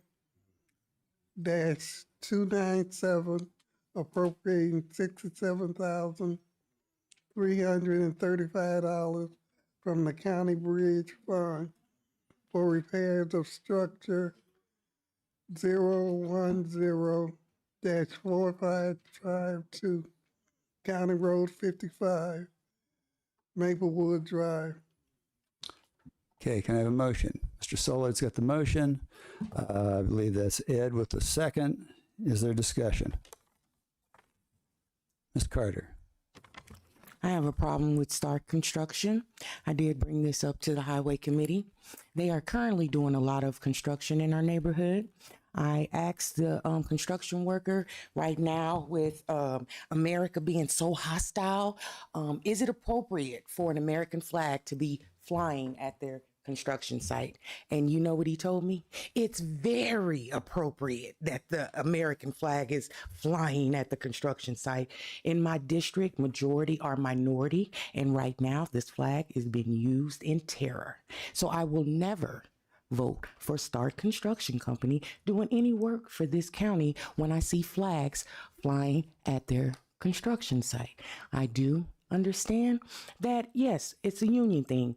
Yes, understood. But right now, I'm looking for people that have empathy in what they're doing. And I see it lacking this board, and I see it lacking Stark Construction. Thank you.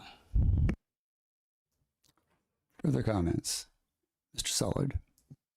Yeah, I'll just echo some of the comments I made in Highway Committee when we considered this. This is an emergency repair due to a crash that took out a bridge guard, and the support for that bridge is heavily damaged. Thankfully, under emergency provisions, Highway's been able to proceed, so we didn't need everybody's approval to do so from the committee, but I would encourage everybody to support it here. The comments from the board. Seeing Just none? one comment. Go ahead then. I think Stark probably does a lot of great work here in Champaign County and other areas. So I think it's great and appropriate that they do the work.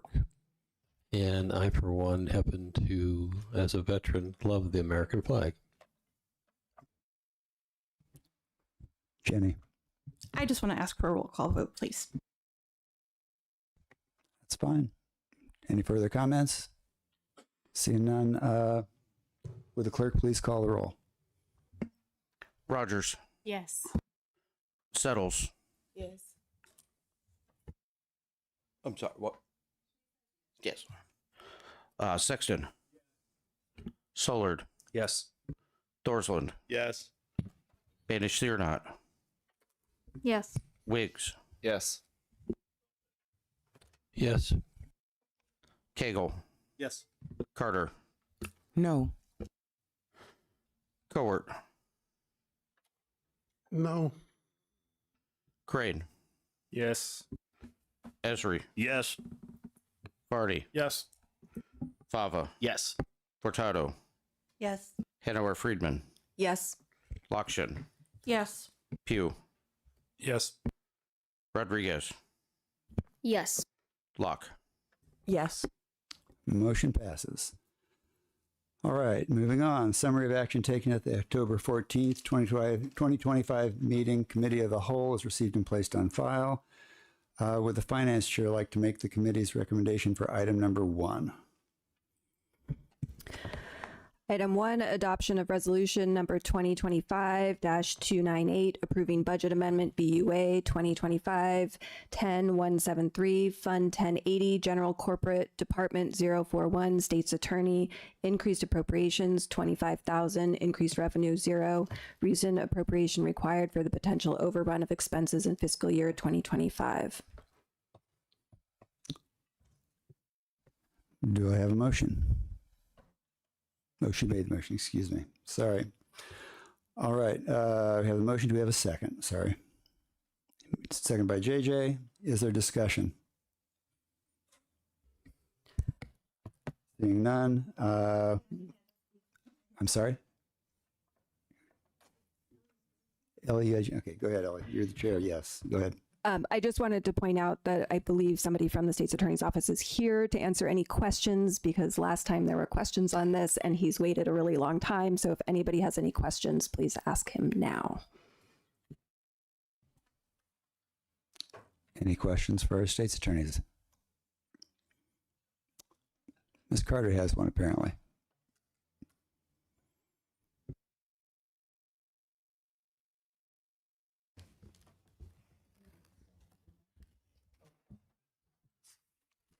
What page was this on?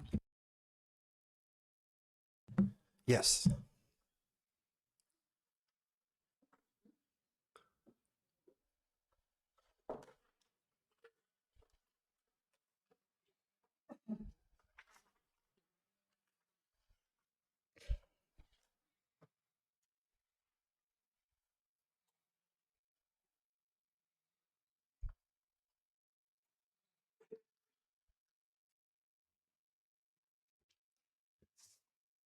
I thought I seen somewhere where it said that they were entered late. Was that wasn't this one? Oh, I'm sorry. Wrong one then. That's okay. Should I just stay up here?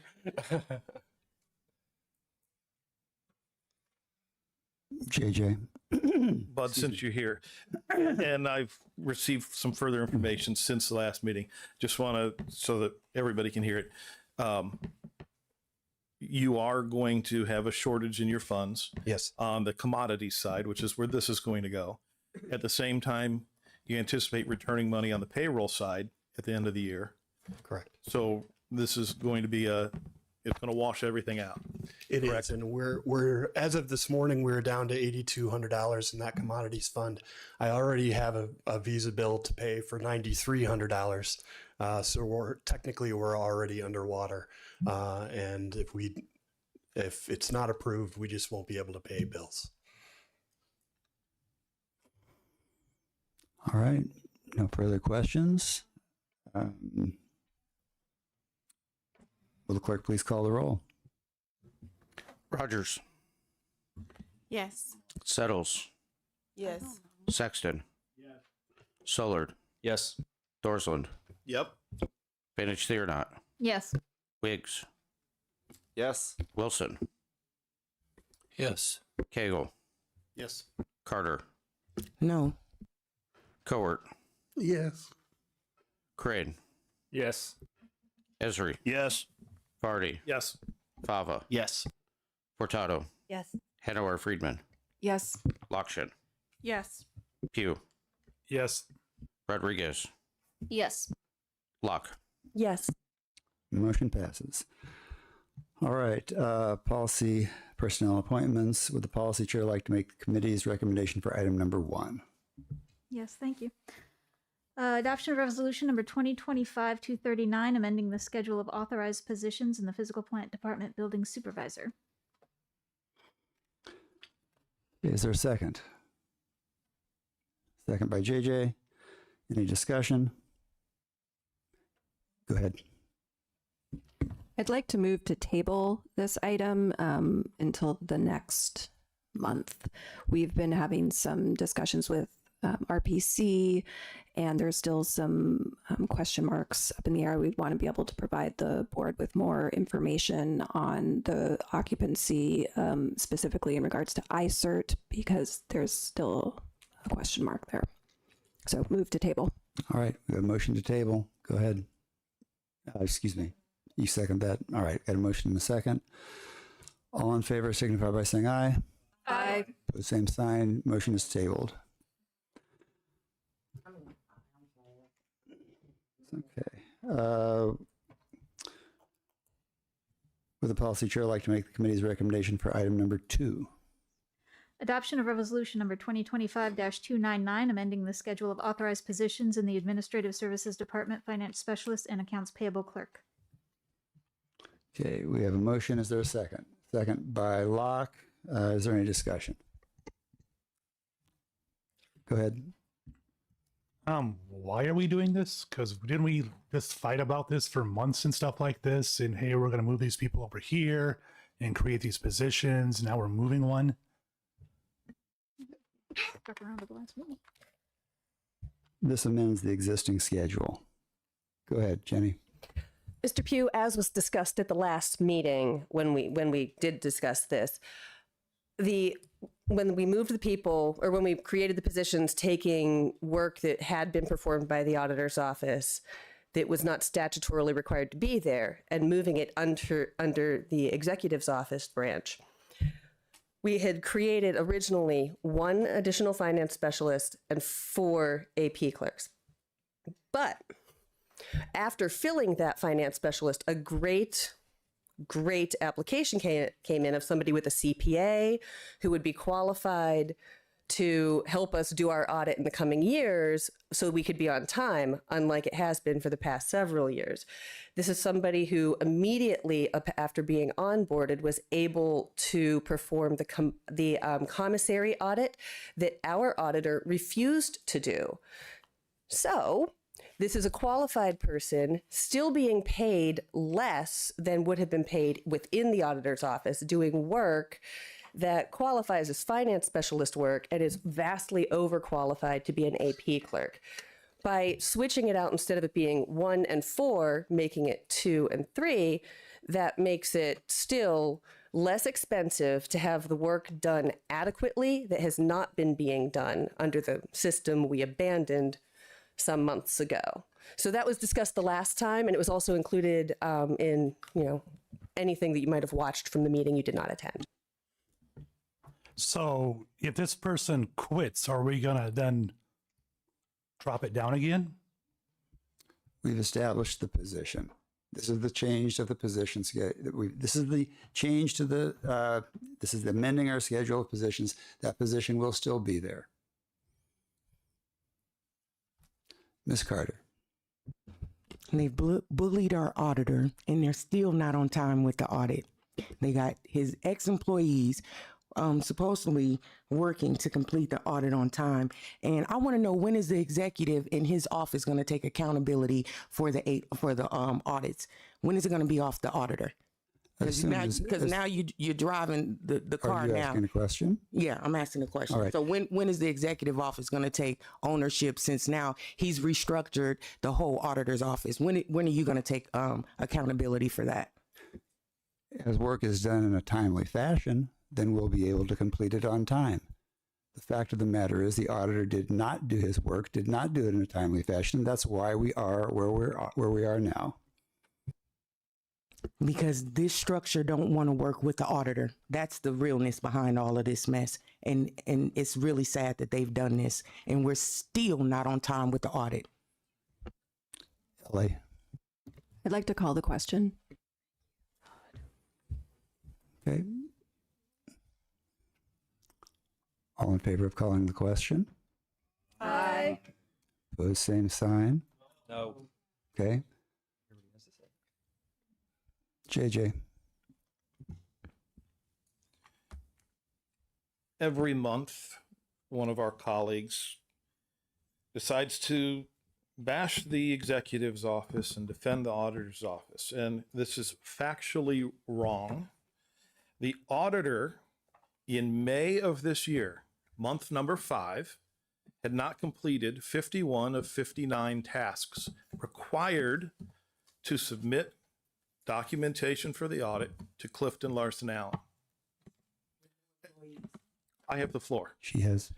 In May, the auditor's office was fully staffed.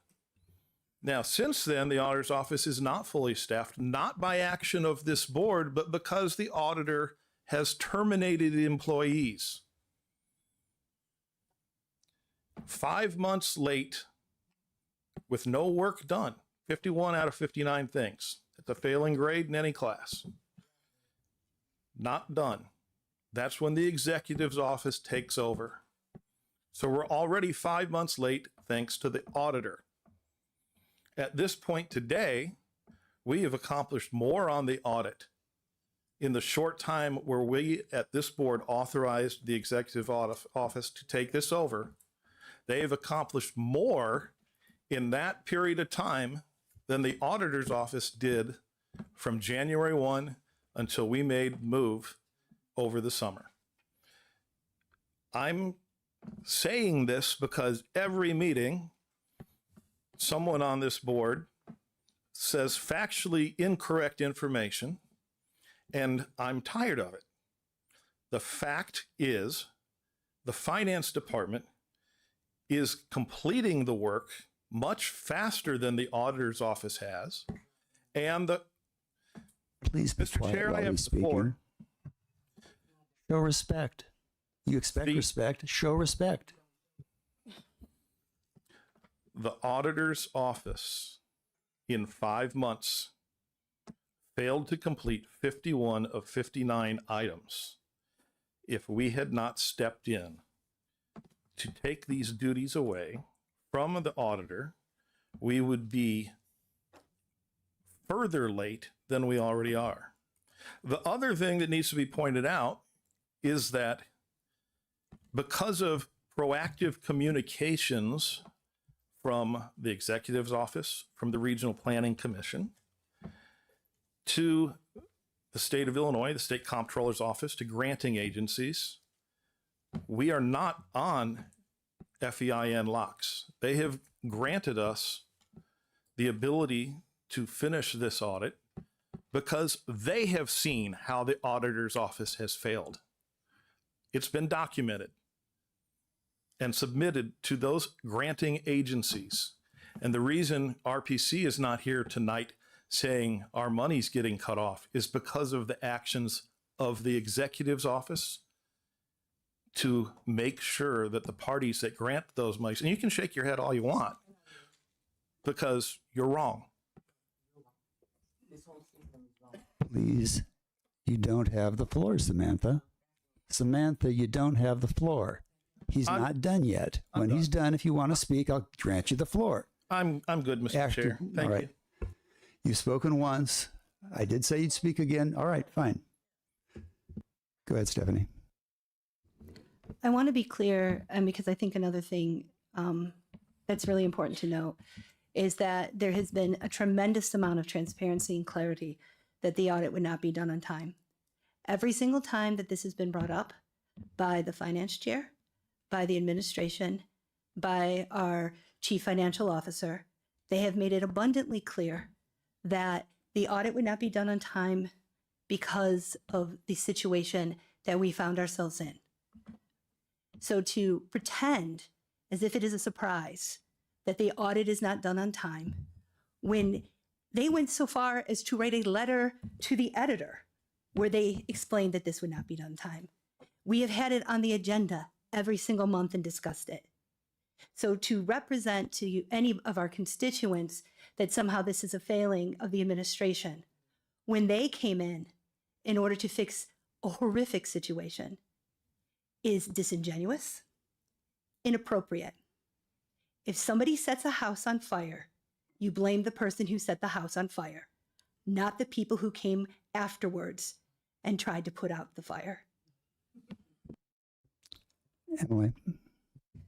I just want to point out for those watching at home. So when I was first elected to the Champaign County Board 6 years ago, one of the first things that was presented to me and shown to me is an organizational chart of the Champaign County government. And citizens are up top, and then we have the auditor over here. We've got county executive over here, unilateral line. We make decisions about how to fund things, which is what we exercise whenever we cut the funds and transfer them to the executive's department.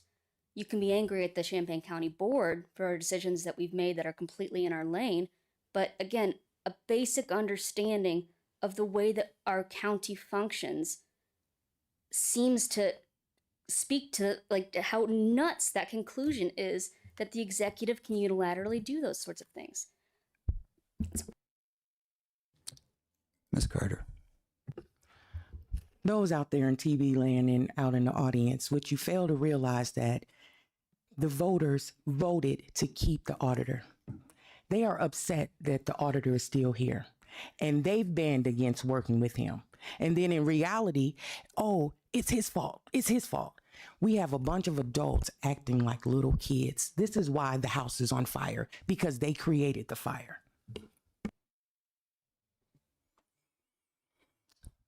Go ahead, Jeff.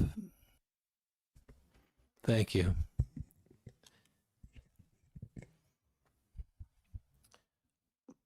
We had a large discussion many times about roles and responsibilities and articulating what those roles are. I want to say one thing personally and one thing just practically. I've been a department head a couple times. Gone to a lot of executive meetings. And if my department was not performing as required, I had to come up with a recovery plan and metrics in order to resolve the situation. And so based on my observation here, or I've actually parachuted in to save organizations that were malfunctioning. However, based on my observation, I don't see, there are personalities, but I don't see personal attacks. And what we're accountable to our citizens and RPC is results. And if one member of the organization is failing, I don't always agree politically with Steve, and Steve knows, with the county executive, and he knows this. But I do applaud the county executive and the administration, finance chair, and the finance committee for coming up a way to resolve the situation. And they should be patted on the back for all the things they've done to get to this point. So I would just want to lend my heartfelt thanks to the county executive, the finance chair, vice chair, and the administration and the finance department to help us move this ball down the road. Thank you. All in favor of, excuse me, who else? Sorry, Brett. Go ahead, Brett. Just as an aside then, do we have a timeline on the audit? Excuse me, the audit work generally starts in later January. JJ would know this better than I. The official time when it should be finished, I believe, is in the end of September. Very rarely is it, I've never seen it finished in September, even on 6 years of the board and 3 years in this position. Generally, we were hoping we would at least get it done by November. That will not be the case this year. I'm trying to get a progress. When do we think it might be done? Rough one. You've talked with CLA, you can give the direct answer from CLA. Aiming for the end of the calendar year. Okay, thank you. Stephanie? Which has been stated repeatedly at multiple meetings. I think every single meeting that we have had an audit update, that has been stated repeatedly, both in caucus and in the meetings. That timeline has just been stated repeatedly.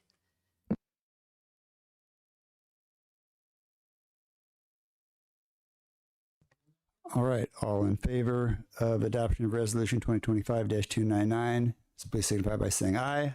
Aye. Opposed, same sign. Measure passes. All right. Can I get a motion to approve release of request for qualifications 2025-12 employee health insurance and related benefits broker consultant services?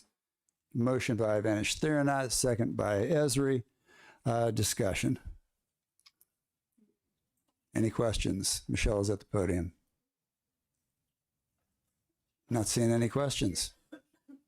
All right. All in favor, please signify by saying aye.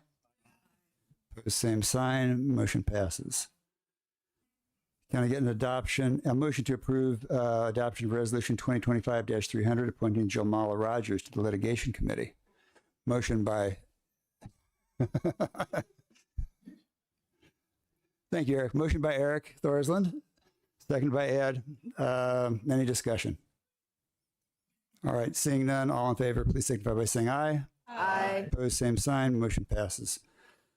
Can I get a motion to approve adoption of resolution 2025-301 to receive and place on file the 2026 Champaign County budget?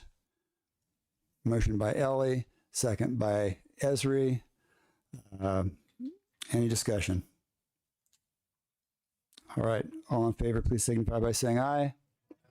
Opposed, same sign. Motion carries. Can I get a motion to approve adoption of ordinance 2025-13, amending ordinance 2025-6, establishing Champaign County personnel policy? Motion by Vanish Theranot, second by Sexton. Any discussion? Go ahead, Jeff. More of a statement, and thank you, Michelle Jett, for being here. Would you,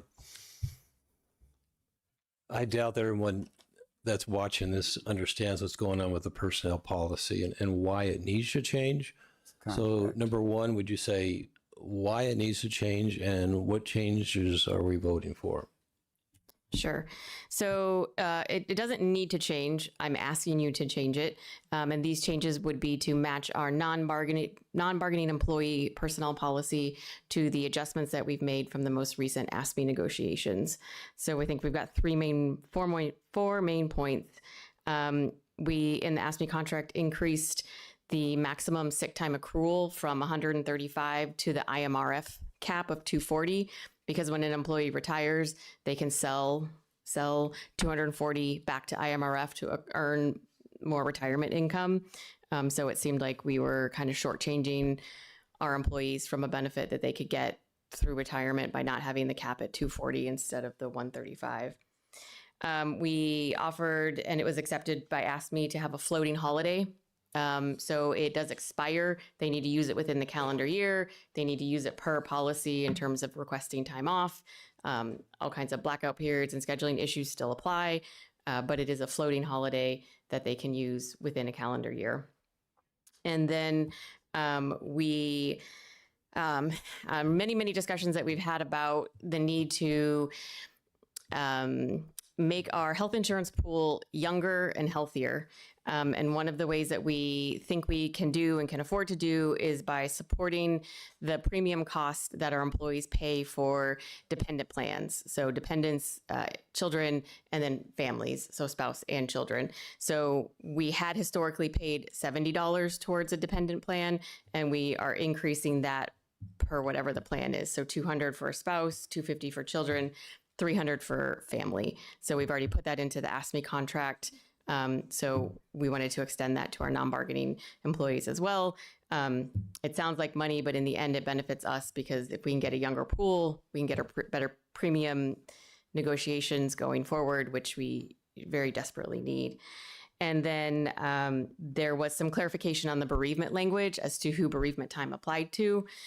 So we wanted to just include not only, again, that applied to ASME, but also to non-bargaining. Mm-hmm. Any further questions? Go ahead, Ms. Carter.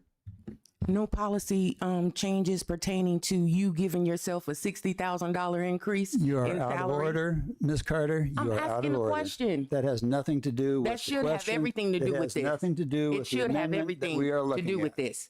because she wanted to advance her. We're going to go to recess again. It's in violation of the Open Meetings Act. That's outside of what's been noticed to the public. I'm asking about policy changes. That's what we're doing right now, and that was not included. So taxpayers needed to know that. Thank you.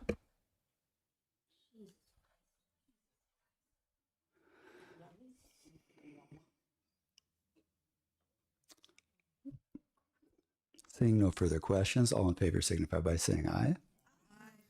Opposed, same sign. Nay. Motion carries.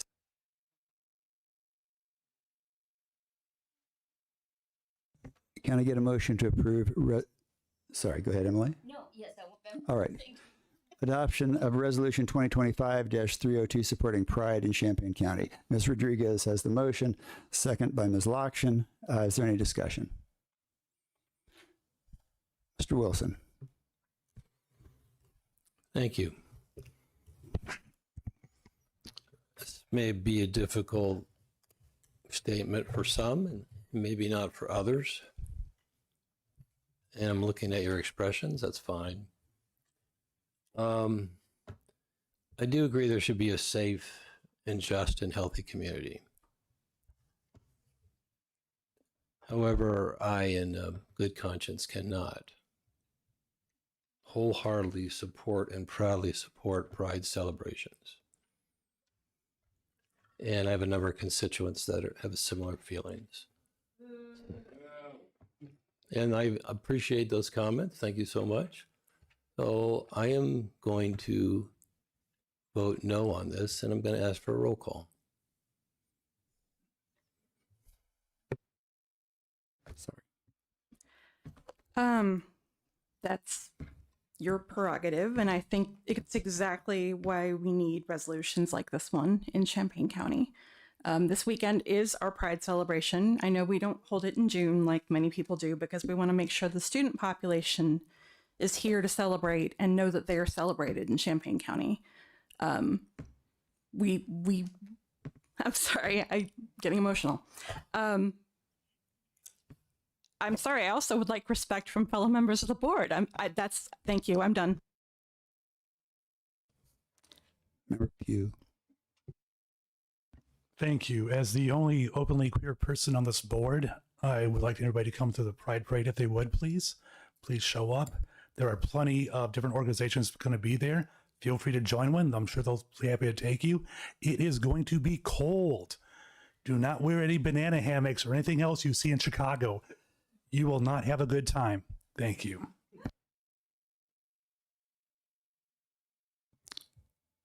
Seeing no further discussion. Okay, we have a request for a roll call. I'm fine with that. Matt, would you please? Sorry. Lorraine? I'm sorry, Lorraine. I did not see you. Please go ahead. Well, because of my religious belief, I'm going to have to vote no on this. Thank you, Lorraine. Will the clerk please call the roll? Rogers. Yes. Settles. Yes. Sexton. No. Sollard. Yes. Thorsland. Oh, yes, baby. Banish Theronot. A proud yes. Wiggs. Yes. Wilson. A proud no. Cagle. No. Carter. Yes. Despite race or sex, I love everyone. Cowart. No. Crane. No. Esri. No. Barney. Yes. Fava. Yes. Portado. Yes. Hanover Friedman. Yes. Lokshin. Yes. Pugh. Please. Yes. Rodriguez. Oh, yeah. Locke. Yes. Motion carries.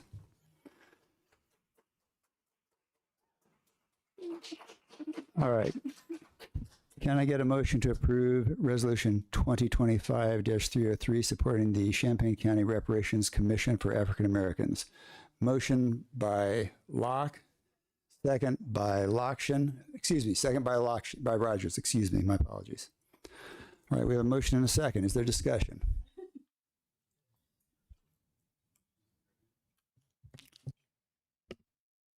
Excuse me. Go ahead, Member Carter. I know you didn't want to call on me, but I have something to say. On this past Monday, I was invited to a conference at the I Hotel. It's about Illinois against, I'm gonna get it. 2025 Illinois Together Against Hate Conference. In communities across Illinois, people are standing up against hate, discrimination, and targeted violence. This conference was created to support that work, to bring together individuals and organizations who are protecting human rights, defending dignity, and working every day to create a more just and equitable community. Throughout the day, we will explore not only how to respond to hate, but how to prevent it by strengthening social connections, building resilient communities, and advancing policies and practices rooted in inclusion. Whether you are here just as a public servant, advocate, or organizer, you belong in this space. Okay? Your presence is a part of the solution. And when I sit here and hear board members say that they demand respect but are constantly being disrespectful, you let me know that you don't want me in this space.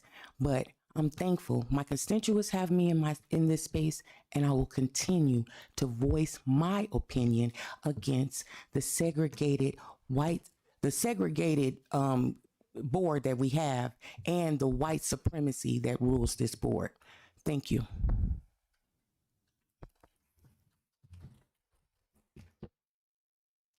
Mr. Pugh.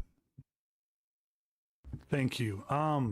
I've actually attended a few of their meetings, and I try to, but they also have the meetings the same time we do this. So it's often when we don't have a meeting or when they switch up their meetings.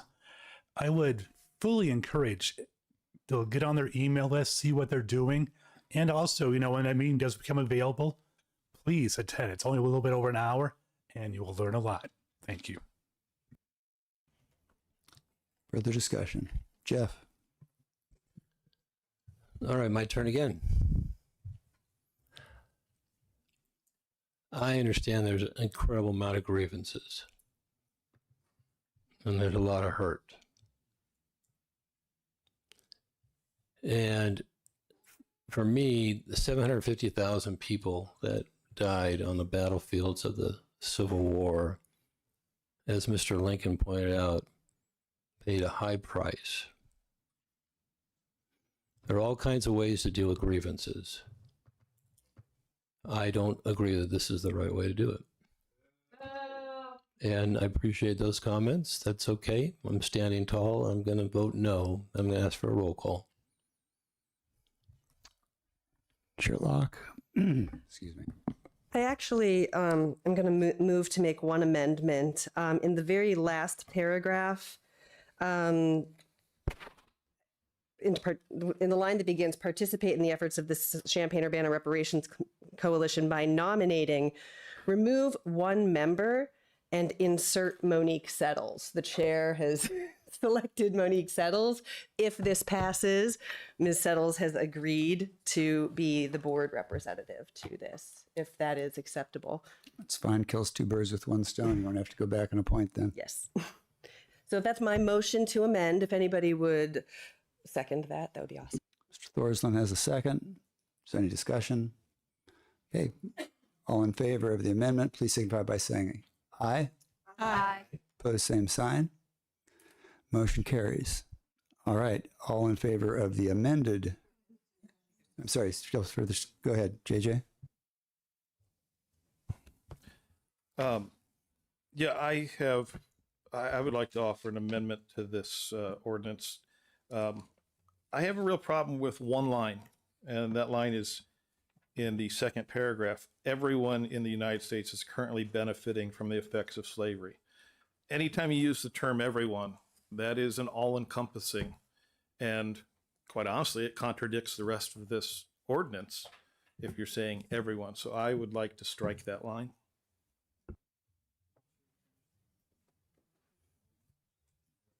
Paragraph 2, the last line of paragraph to the second whereas. Is there a second? All right. That was that John or Ben? Okay, John. All right. We have a motion and a second for that amendment. Lorraine? Yes, I want to ask JJ, what would he put in place of that line?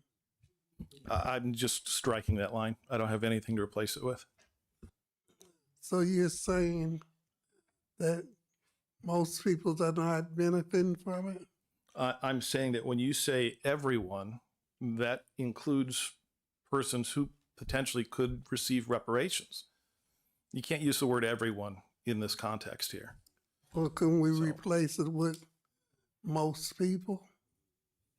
I'm not going to do that. My motion is to strike it.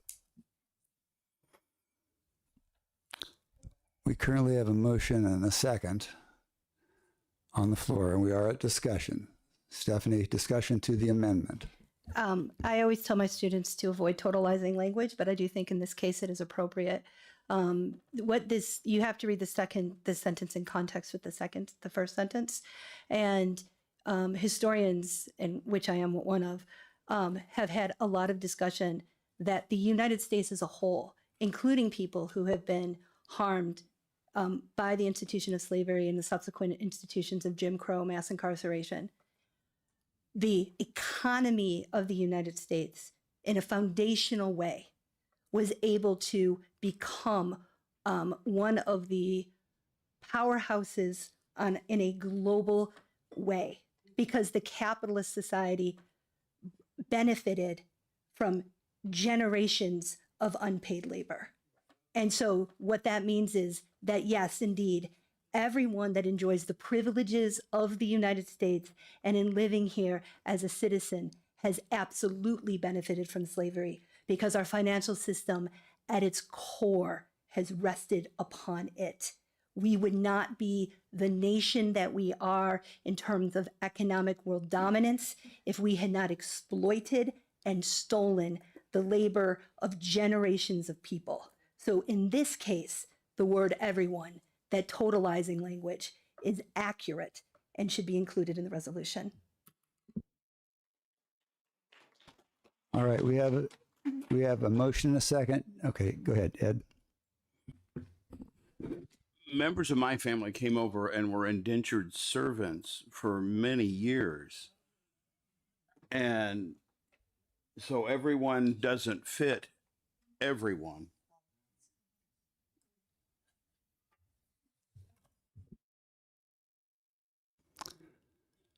All right, we have a motion and a second to this second amendment to the resolution.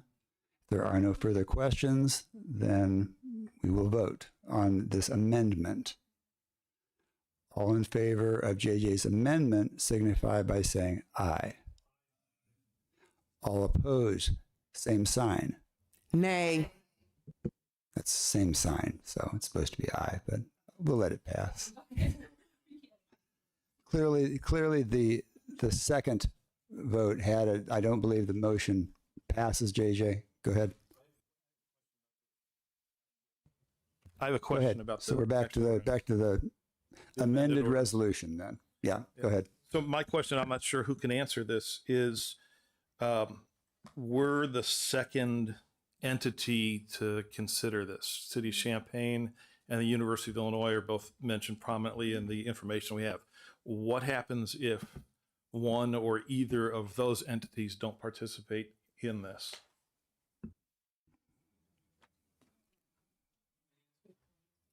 Go ahead. Come to the mic, please.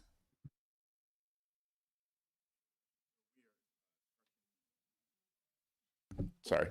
Thank you, good question. We're structuring things in a way where even if just one entity does it, we can get started, and then any entity after that can join on board. So right now, we've already had some meetings with City Urbana attorney, with Evanston attorney, getting some of the logistics worked out, but that's how I structured. So whether it's one or four, we will be able to do it structurally. How much has community stakeholders put into this? What do you mean? With the churches and private donors? Well, we're just starting the commission and to get the commission itself funded. You know, we've done some fundraising for our coalition, but we haven't done anything for the commission itself. That'd be a whole separate new entity. Right. But you have done some fundraising. For our coalition, yeah, we gotten some grants and some other stuff. Yeah. Right. And can you tell me about that dollar amount? My administrative person is my main person who left earlier. Our Hill in Illinois grant was like around $30-something thousand that we got, and we were able to do a town hall meeting with that money. We were able to do some research with that money, some surveying. We've gotten some individual private donations, maybe an amount of $5,000 or $6,000 since in this past year to do some other things like that. So, Point being that you're bringing all the important stakeholders together to hopefully donate to this good cause. yeah, I think once we get really going with the commission, we'll have a lot of support for it. And our coalition is growing. We had 23 people come to our last meeting the other Thursday, and so it's a growing effort. Thank you. Excuse me. Further questions from the board? Comments? This is. Yeah, I know. We're dealing with the approved amended that had passed. If there are not any, go ahead, Emily. So I hear what my Republican colleagues are saying. I guess I wanted to pivot and just one of the things that I think is so exciting about this particular commission is that it gives us a chance to see ourselves accurately, to have a full understanding of what Champaign County is and how we became. We know broad strokes, the United States. We also have information on racial covenants in our county. But the specifics on how things have moved and why, I think is what I'm super excited to get a better understanding of through this commission. I think it's not just the right thing to do. I think it's an investment in ourselves in Champaign County. I think it is worth restoring this history and getting that full detailed picture. Go ahead, JJ. I just want to point out a typographical error in paragraph 3 that I think just can be corrected. It should be the effects of slavery can be seen in many factors.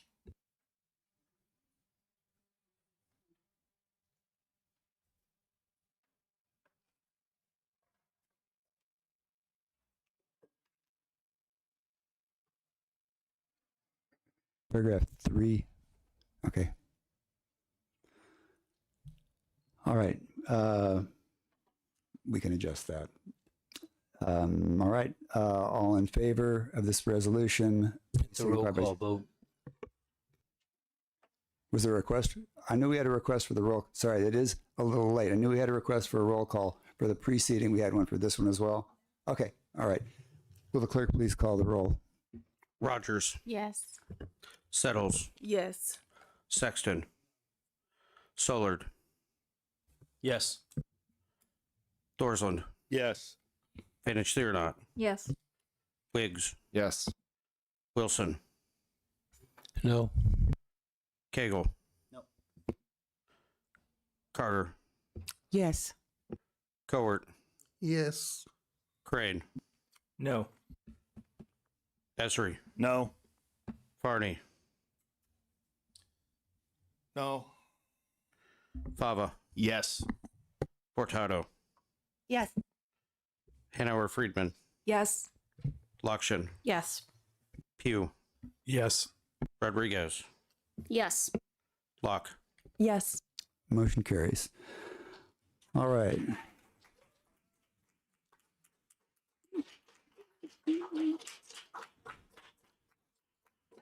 Can I get a motion to approve adoption resolution 2025-304 authorizing payment of claims? Motion by Lorraine, second by Stephanie. Any discussion? Seeing none, all in favor signify by saying aye. Opposed, same sign. Okay, motion passes. Thank you. Can I get a motion to approve adoption of resolution 2025-305 authorizing award of contract to PJ Hare for juvenile detention center window replacement and miscellaneous improvement projects pursuant to ITB 2025-010? Motion by Banish Theronot, second by Sexton. Any discussion? Seeing none, all in favor, please signify by saying aye. Aye. Same sign. Opposed? Motion passes. All right. Can I get a motion to approve adoption of resolution number 2025-306 authorizing award of contract to Midwest Asphalt for juvenile detention center parking lot resurfacing project pursuant to ITB 2025-011?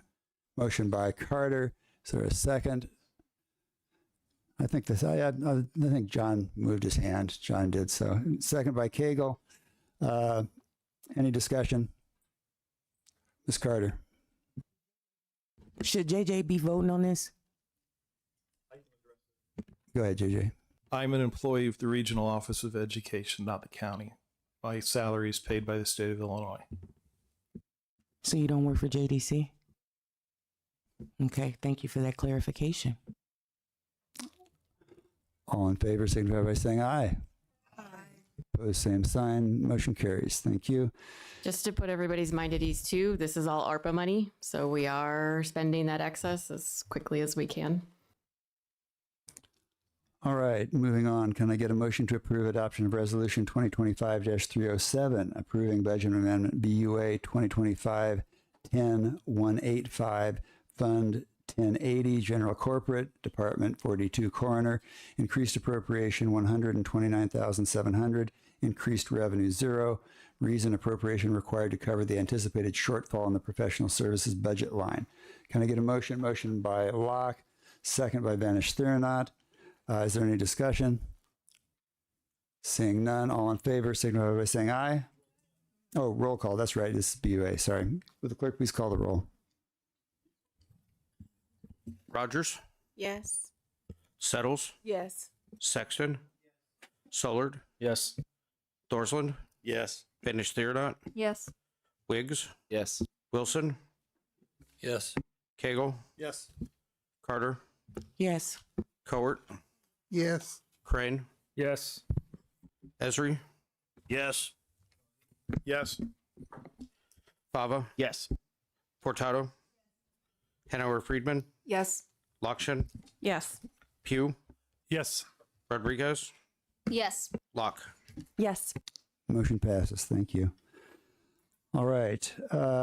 Can I get a motion to approve the adoption of resolution number 2025-308, purchases not following the purchasing policy? Motion by Vanish-Thurnaut, second by JJ. Is there any discussion? Seeing none, all in favor, please signify by saying aye. Aye. All opposed, same sign. Motion passes. All right, moving on. There's an update at your packet from the grant coordinator. Michelle, did you want to talk about the legislative committee discussion? I'm asking that we table it. Okay. All right. Excuse me, motion to table. All right. I move we table that discussion to our November meeting. All right, JJ's made the motion, and Mr. Cagle with his quick hands got it another time. All right, so we have a motion and a second. All in favor of tabling, please say aye. Opposed, same sign. Motion carries. Communications have now been moved. Does anybody have any communications? Go ahead, Quick. Aaron.